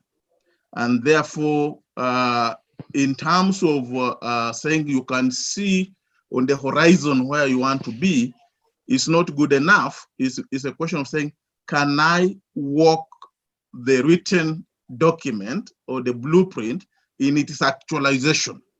And the mechanism of doing that is basically a number of the efforts which people are engaged in, but I think we need to engage much more. Be seen to engage with those who have been given responsibility to guide and to lead us in the given processes, be able to be on the same page in terms of what is it that requires to be changed. Because sometimes even when what is required to be changed is in our midst, the engagement is not very absolute. Even in terms of just going democratically and say, can we manage numbers, even if one was literally to count the people for a given want or change, can we count our numbers against those opposed to it? Which basically would mean if we are many and saying the same thing, we make a louder voice, not noise, louder voice towards what we need. And when we are few, definitely we don't. And it sometimes looks simplistic, but it requires that level of commitment and engagement. So you are not just engaging from an informed position, it's a formed position, because the Constitution, being the all mothers of all the laws of our country, is providing for what you are standing for. So I think you have a good standing backed up with the Constitution. And therefore, in terms of then translating text to reality, I think it just basically requires that we are seen to do what is right to cause it to happen. And I think, like one would say in a laboratory, the chemical elements of what we need, the ingredients, one of it majorly is the Constitution is there in place. A number of laws have been provided. Some of them have been tinkered very badly, and they require our engagement. And I will just give an example and finish on this. For instance, when the Constitution was being discussed and promulgated, Kenyans never wanted anybody to enjoy a leasehold in perpetuity. And therefore, they were really struggling to say, what period can we give to this? What Kenyans discussed and gave, and I was in that committee, was that nobody should enjoy a lease of not of exceeding 99 years. That meant that you don't give maximum 99, but you can give, if you have to, you give to that maximum. But nobody was going to enjoy a lease that gives them over a century to a millennium. Actually, the biggest lease in Kenya is a millennium and over. So when now the laws were being made, and there's one which is very annoying and where Kenyans need to engage if we want to reflect and change. Leases, the Constitution says that, but in the law that guiding leasing, it says it gives preemptive renewal for the holders of leases. Now, preemptive renewal will mean that if I've been having a lease, come the end of 99 years, I'm given the first opportunity to renew. Remember that a lease is periodic and the period has ended. And there are Kenyans who are in that enjoyment and they will come to defend. And of course, it makes sense to them. But what about those who are waiting to have a chance of that? Remember that leases are over land, mainly public land, which is essentially land for all Kenyans. You have been given a chance of 99 years to enjoy it, or any other period you are given in between there. It comes to the end, you say, you must be accounting for what is it that you have done that has benefited Kenya that you must be the only one to renew. Remember that some of this renewal is not being done by the person who leases, but is now being done by their grandchildren. Now, is that what Kenyans intended? Perpetuating one family or few families do that? Now, for me, those are some of the things we'll be asking. Is it the text that is the problem? I think we have even the practice being a problem. And some of the laws we are making have that problem.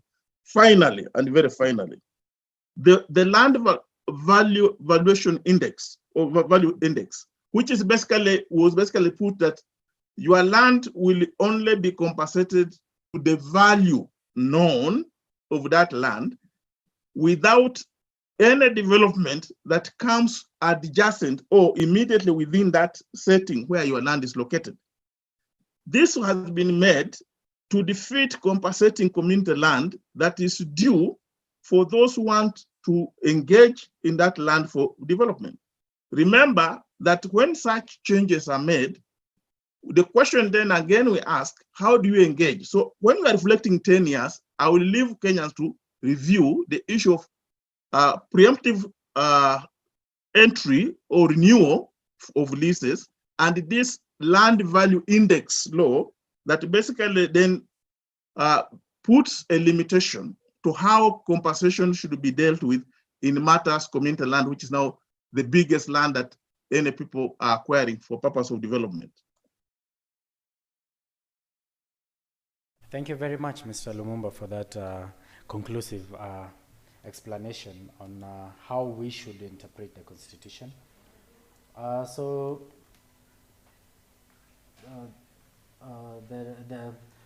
Another Gikonyo Kimodo says the CSS need to do more than civic education. They should also think of political education. And I think that is what Madam Bansi mentioned, that we need now to move away from calling it civic education.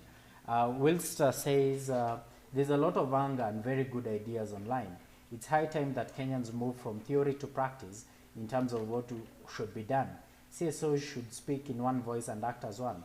How do we bring on board all Kenyans' goodwill to speak and act as one? What do we do? Mr. Oduor, what do we do? How do we speak as one voice?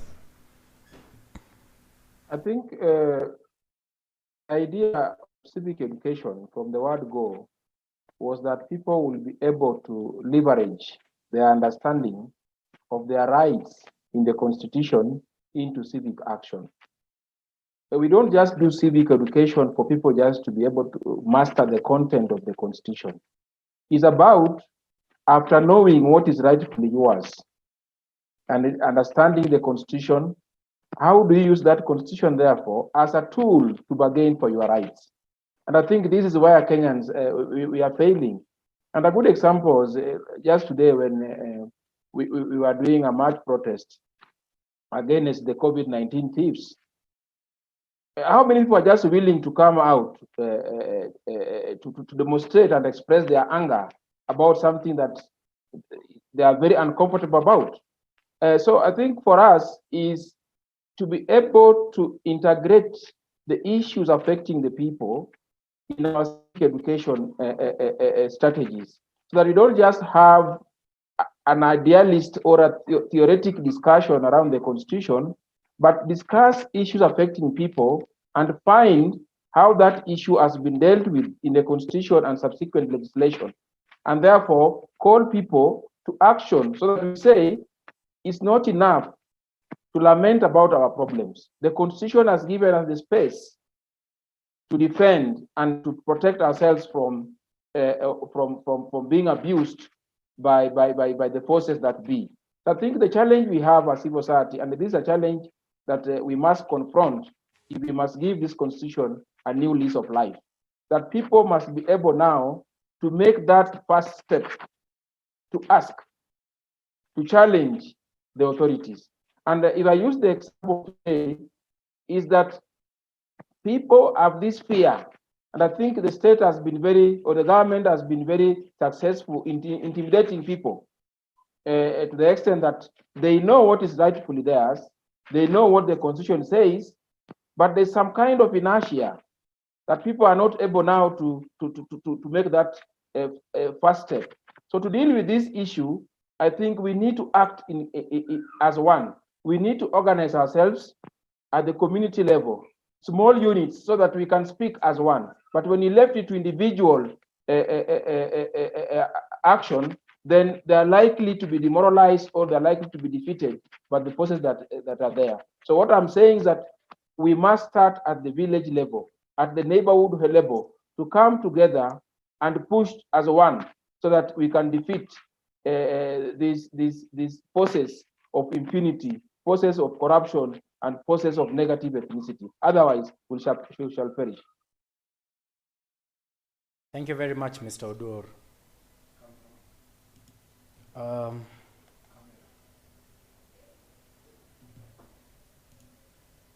So, article Paul Chep says that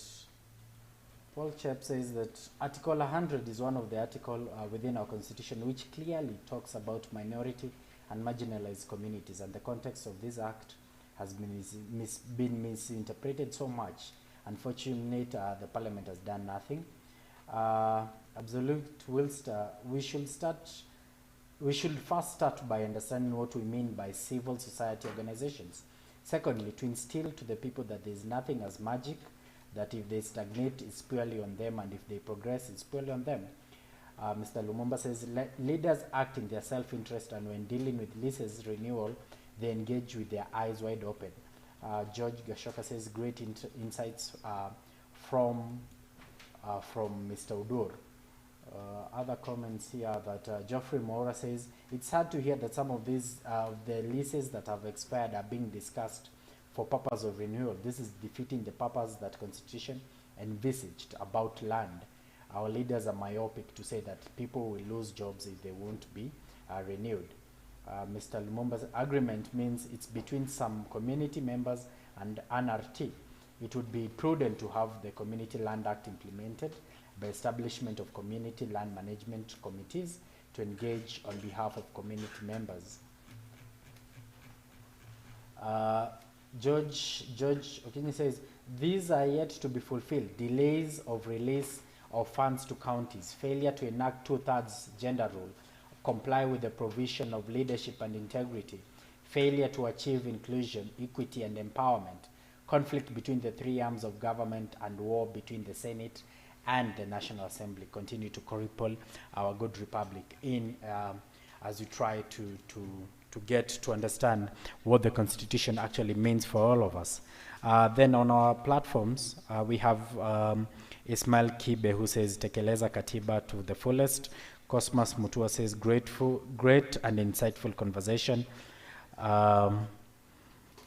Then we have Joshua Wafula, who is watching on YouTube and following the discussion. I will now invite Madam Bansi to give her final comments on our discussion today?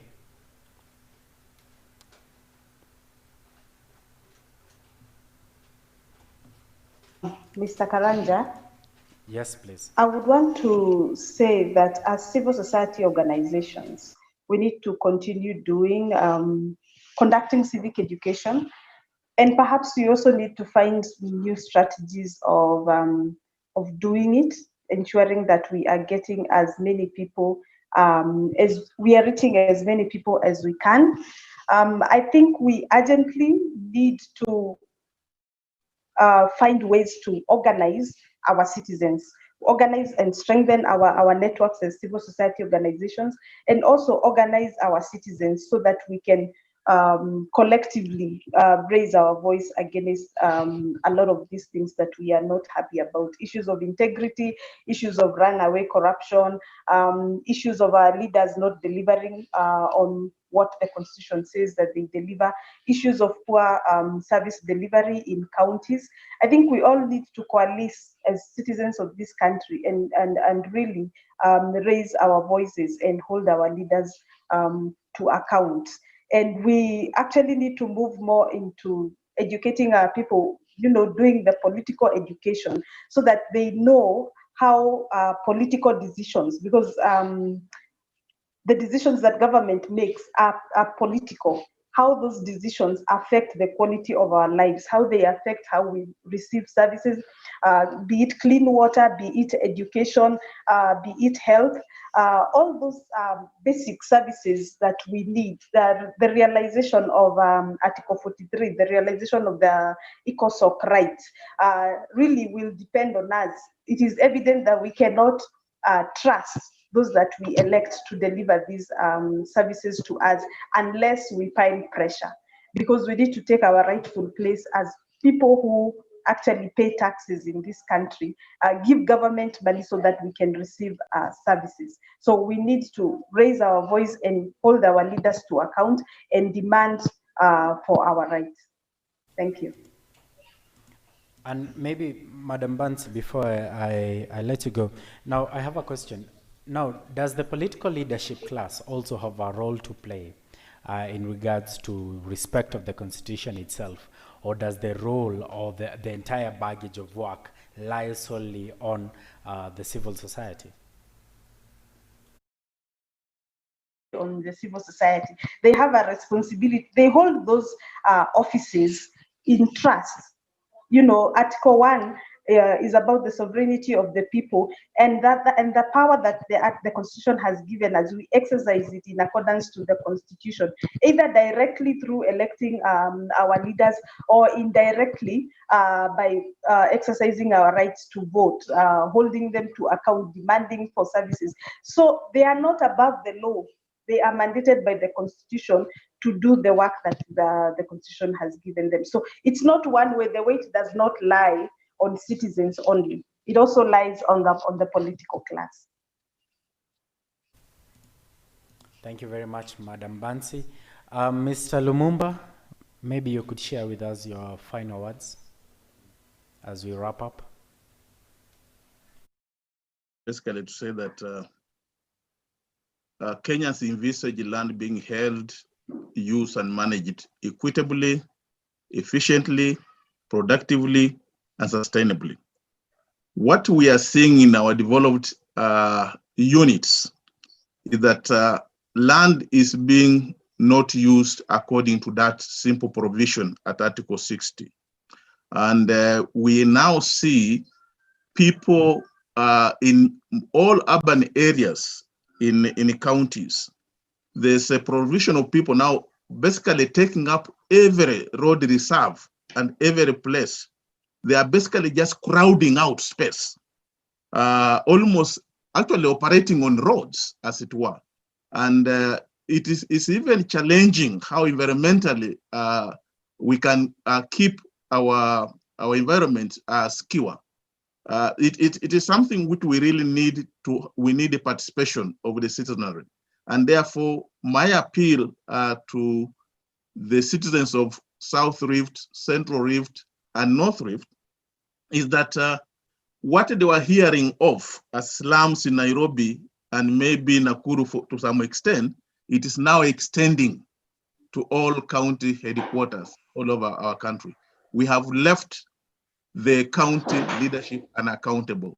As far as land matters are concerned, if we continue that way, we are going to end up in total mess. We shall never manage our lives. We shall never feed ourselves.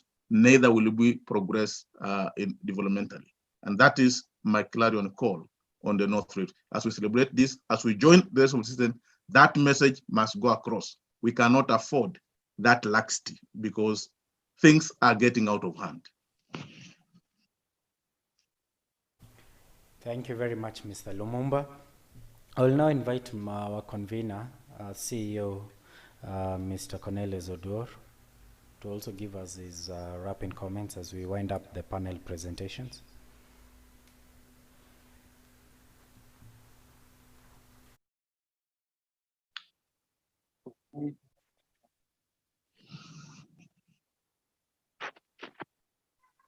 It's on, it's on. Are you getting me? Yes, yes. I think my parting shot will be the point that we did raise, that we need to make this issue of constitution implementation about the people of Kenya. It cannot be left to the civil society organizations alone. I know we remain as facilitators in this process, but for it to be effective, we must be able to mobilize the people, the public in general, to believe in this constitution and to be part of the reform agenda to push for its full implementation. We can start. I know we really advocated for a devolved system of government, but we have left our county governments to become the new den of corruption and ethnicity. And if we allow this to continue, then we will not be able to deal with the issue of putting life into this constitution. So as we approach the 2022 elections, this is the right time to start having context-specific discussions, because we've also realized that the level of implementation of this constitution is also a function to the quality of leadership that we elect. So we can't afford to have people with questionable integrity to preside over the implementation of the constitution. So right from the level of the MCA, the MPs, the governors, and eventually the presidency, we need to ensure that that discussion as we move towards is properly taking center stage. And therefore, as we do our part as citizens, we also have the right leadership helping us to address our collective aspirations as Kenyans. Thank you very much. Thank you very much, Mr. Oduor, for those wonderful words. We all have a role to play to ensure that the constitution of this country is respected and implemented to the letter. I will now invite Mr. Evans Kibet, who is a programs officer at CEDGG, to offer the closure and give a vote of thanks. Thank you so much. Thank you so much, Jackson, Karanja, and our able panelists. I think it's been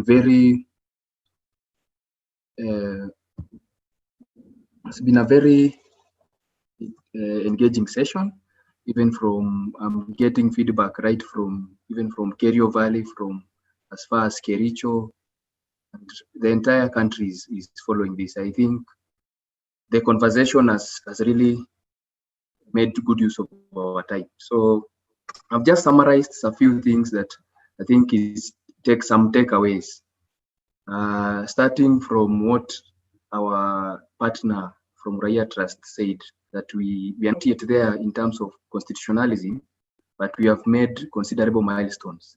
So we really need to document our change stories so that this story is told outside there to encourage us even in this journey. It's clear that we need more civic education, that though we have done some work, sustained civic education in these counties, several people are still yet to be reached. So more of work there for us as civil society. there's a line of thinking that we need to rethink our civic education strategy and even content towards raising political consciousness. So there is a thinking that we need to do more political education and impart more of values. Reading, understanding, and challenging legal provisions on management of land. I think our able professor, I call him Professor Lumumba on issues land, has really emphasized that we need to really challenge what is provided in some of these statutes that help us or govern the hold, the use, and control of land. There is also, it's clear that we need maximum pressure. So we need to bring on board not just CSOs, but also citizens to push for realization of the constitutional reforms. So far we have been doing a lot, but CSOs have been on the forefront, yet we should be having everybody so that the desired reforms are realized. Second to last is that if we are to have pressure, we need more of community organization. So we need to start from individual level to family level to those small groups in our communities so that our force becomes stronger. So community organizing is a prerequisite towards realizing the dream of our constitution. Finally, is on the conversation that is happening currently on constitutional review. With an honest discussion. Why are we changing the constitution? Why now? And maybe the fundamental question should be, should we change the constitution in the first place? If yes, why? So that we don't just join the bandwagon of changing the constitution. So those have also, that's just a summary of what I've been able to capture from our discussion, but then we can still share this so that more input can be shared. I'm also enlightened by the fact that people have been sharing their views on comments. So we have a recording of this. So we'll have a very comprehensive report on this. So at this juncture, I wish to thank all of us. I think we are coming closer to the end.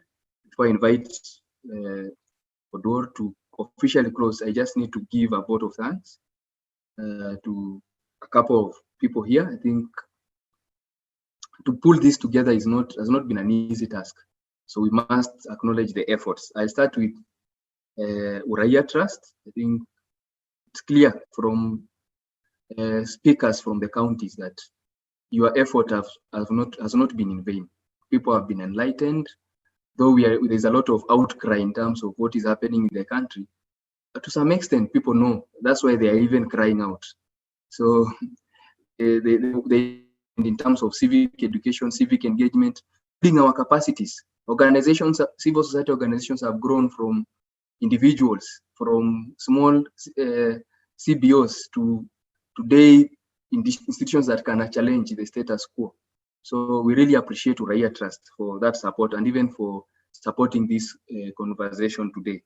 I also want to thank our able team from our TV. Yeah, I think Mr. Odoro was telling me the other day that very soon we are going to challenge the mainstream TVs because we are getting platforms that we can connect with.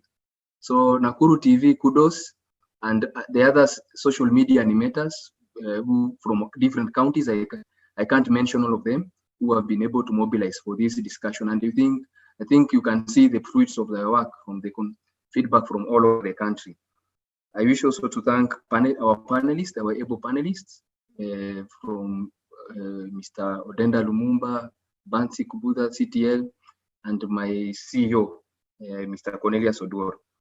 The CEDGG team who have been able to put together this, especially the technical team, commander and team, we really appreciate the work you've done. The IPs from the counties, especially those who made presentations, you set the pace for discussions for this meeting. Very useful insights, right from Turkana, the corners of this country, to Kericho, to Nyandarua. We really appreciate input into this discussion. The civic education coordinators, I think you've really worked hand in hand with the implementing partners. That's why we have success stories coming out from all these places. I don't want to forget viewers who are watching us on Facebook, and following this conversation beyond the webinar. We really appreciate your time and your insights. I think it's not in vain. We'll take into consideration we are recording these chats. We'll take into consideration your input. So thank you so much, everyone. I hope I've remembered to recognize and appreciate everyone. If I've not, anyone who has laid hand or put in his contribution or her contribution to make this a success, we are really grateful. We wish to have this more. Thank you. Mr. Audor, back to you. Evans, really, after saying those kind words to everybody, I don't think I need to spoil it. Only take this opportunity also to recognize the presence of Dr. Samuel Marigat. He's a board member of CEDGG, has been following silently. I know he's a great supporter in what we do as a secretariat. And on behalf of the secretariat of CEDGG, also we should thank our board for the great support that they have continued providing to us as a secretariat. And just say that this is the beginning, and this discussion will continue. I see a great potential in working virtually. Despite these challenges of COVID, we can still penetrate all corners of this great Rift Valley region and ensure that our people are enlightened for the better for their future. So I just want to take you back to the studios. I'm reminded that we need to take, Mr. Dura, I'm reminded by Kamande that he needs a photo. So I will request especially all of us, I think the panel team, I guess, Kamande, we put on our videos so yes. that, and smile. We'll count the 1, 2, 3 and before he takes the photo. So thank you. Yes, I think Karanja, we are waiting for you, Kipsoi and Ken. So we're going to do this real quick.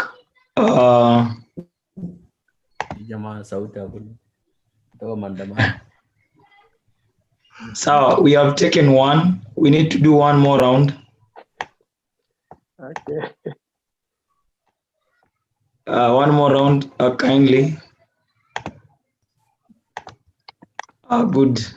One last one. So we are good. So Karanja, there was that nice documentary from Uraia as we close.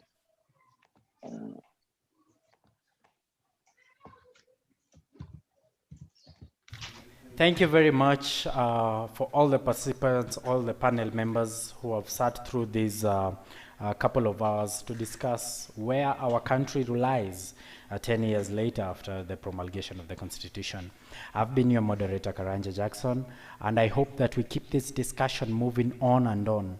We need a better Kenya. It starts with you, and as Mr. Odor has mentioned, be the change that you want your country to be. Thank you. That's the first time I was chased away by tear gas. I was removed from Kamukunji, not by being arrested, but by being tear gassed.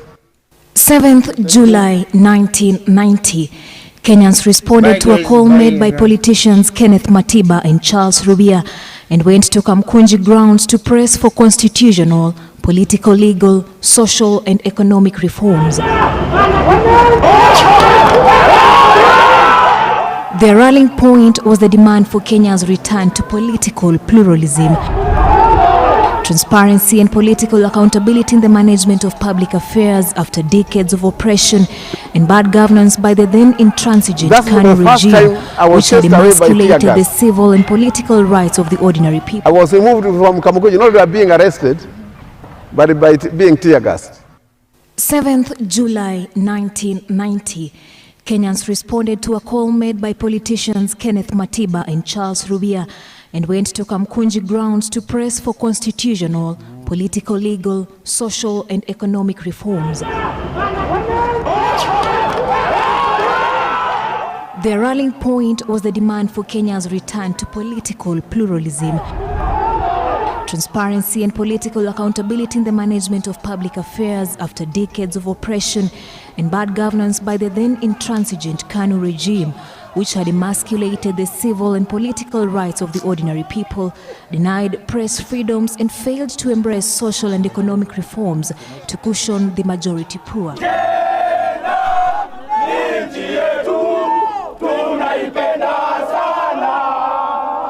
The 7/7/1990 call for democracy was first voiced by Reverend Timothy Njoya in a sermon that likened the collapse of the Berlin Wall to the collapse of all autocratic states in the world. The parliament was reconvened to talk about my sermon because it was more declared it is subversive. I recruited a Shahara from NFD, Sheikh Abdi.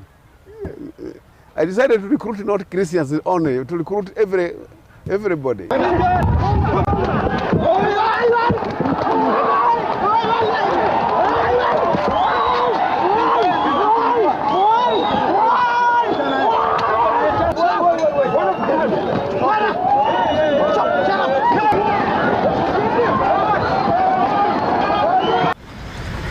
Standing on the same ground, he and Kenyans were brutally battered.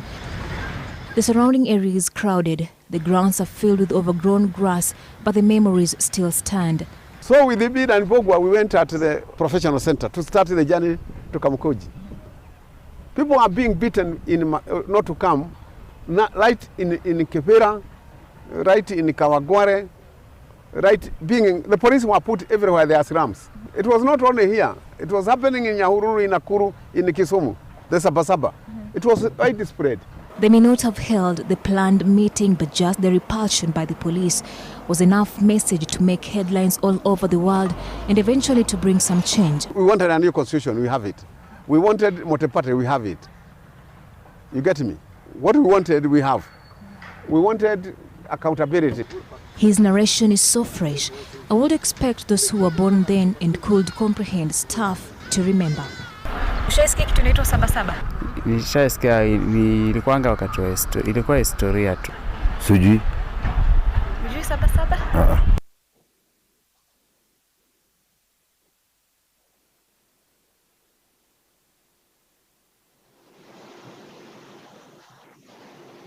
Constitutionalism is the fruit of democratic reform.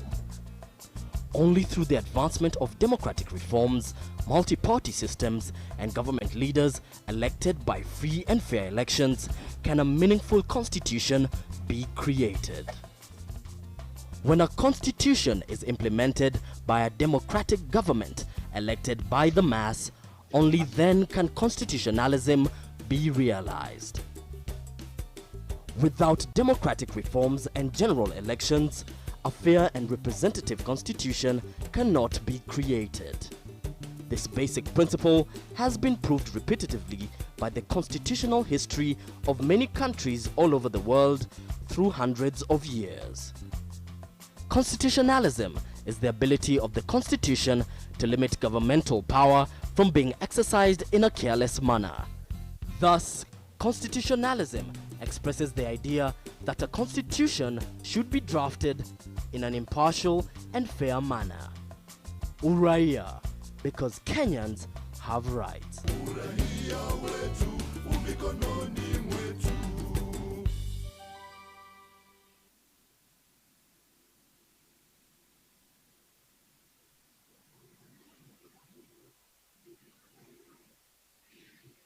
Misingi ya katiba ni matunda ya mageuzi ya kidemokrasia. Ni kupitia kufanyika kwa mageuzi ya kidemokrasia ambapo mfumo wa vyama vingi vya kisiasa na viongozi wa serikali wanapoweza kuchaguliwa kupitia uchaguzi wa haki na pia kutoa nafasi kwa katiba yenye maana kubuniwa. Katiba ambayo inahusisha uhuru, demokrasia na moyo wa kuongoza kupitia sheria. Katiba inapotekelezwa na serikali yenye demokrasia iliyochaguliwa na wengi, hapa basi misingi ya kikatiba itapatikana. Bila ya kuwa na mageuzi ya kidemokrasia na uchaguzi mkuu, usawa wa uwakilishi kikatiba hauwezi kubuniwa. Msingi huu muhimu umethibitika kihistoria kila mara na mataifa mengi kote ulimwenguni. Misingi ya kikatiba ni uwezo wa katiba kupunguza uwezo wa serikali kutumia mamlaka yake kwa njia isiyofaa. Misingi hii inaashiria kuwa kuna mamlaka zaidi ya serikali ambayo yana uwezo wa kudhibiti shughuli za serikali. Hivi basi, misingi ya katiba inaeleza wazi kuwa katiba sharti iandikwe kwa njia ya usawa bila mapendeleo yoyote. Uraia, kwa kuwa Wakenya wana haki. Simame pamoja, sisi raia wa Kenya, uraia wetu mikononi mwetu.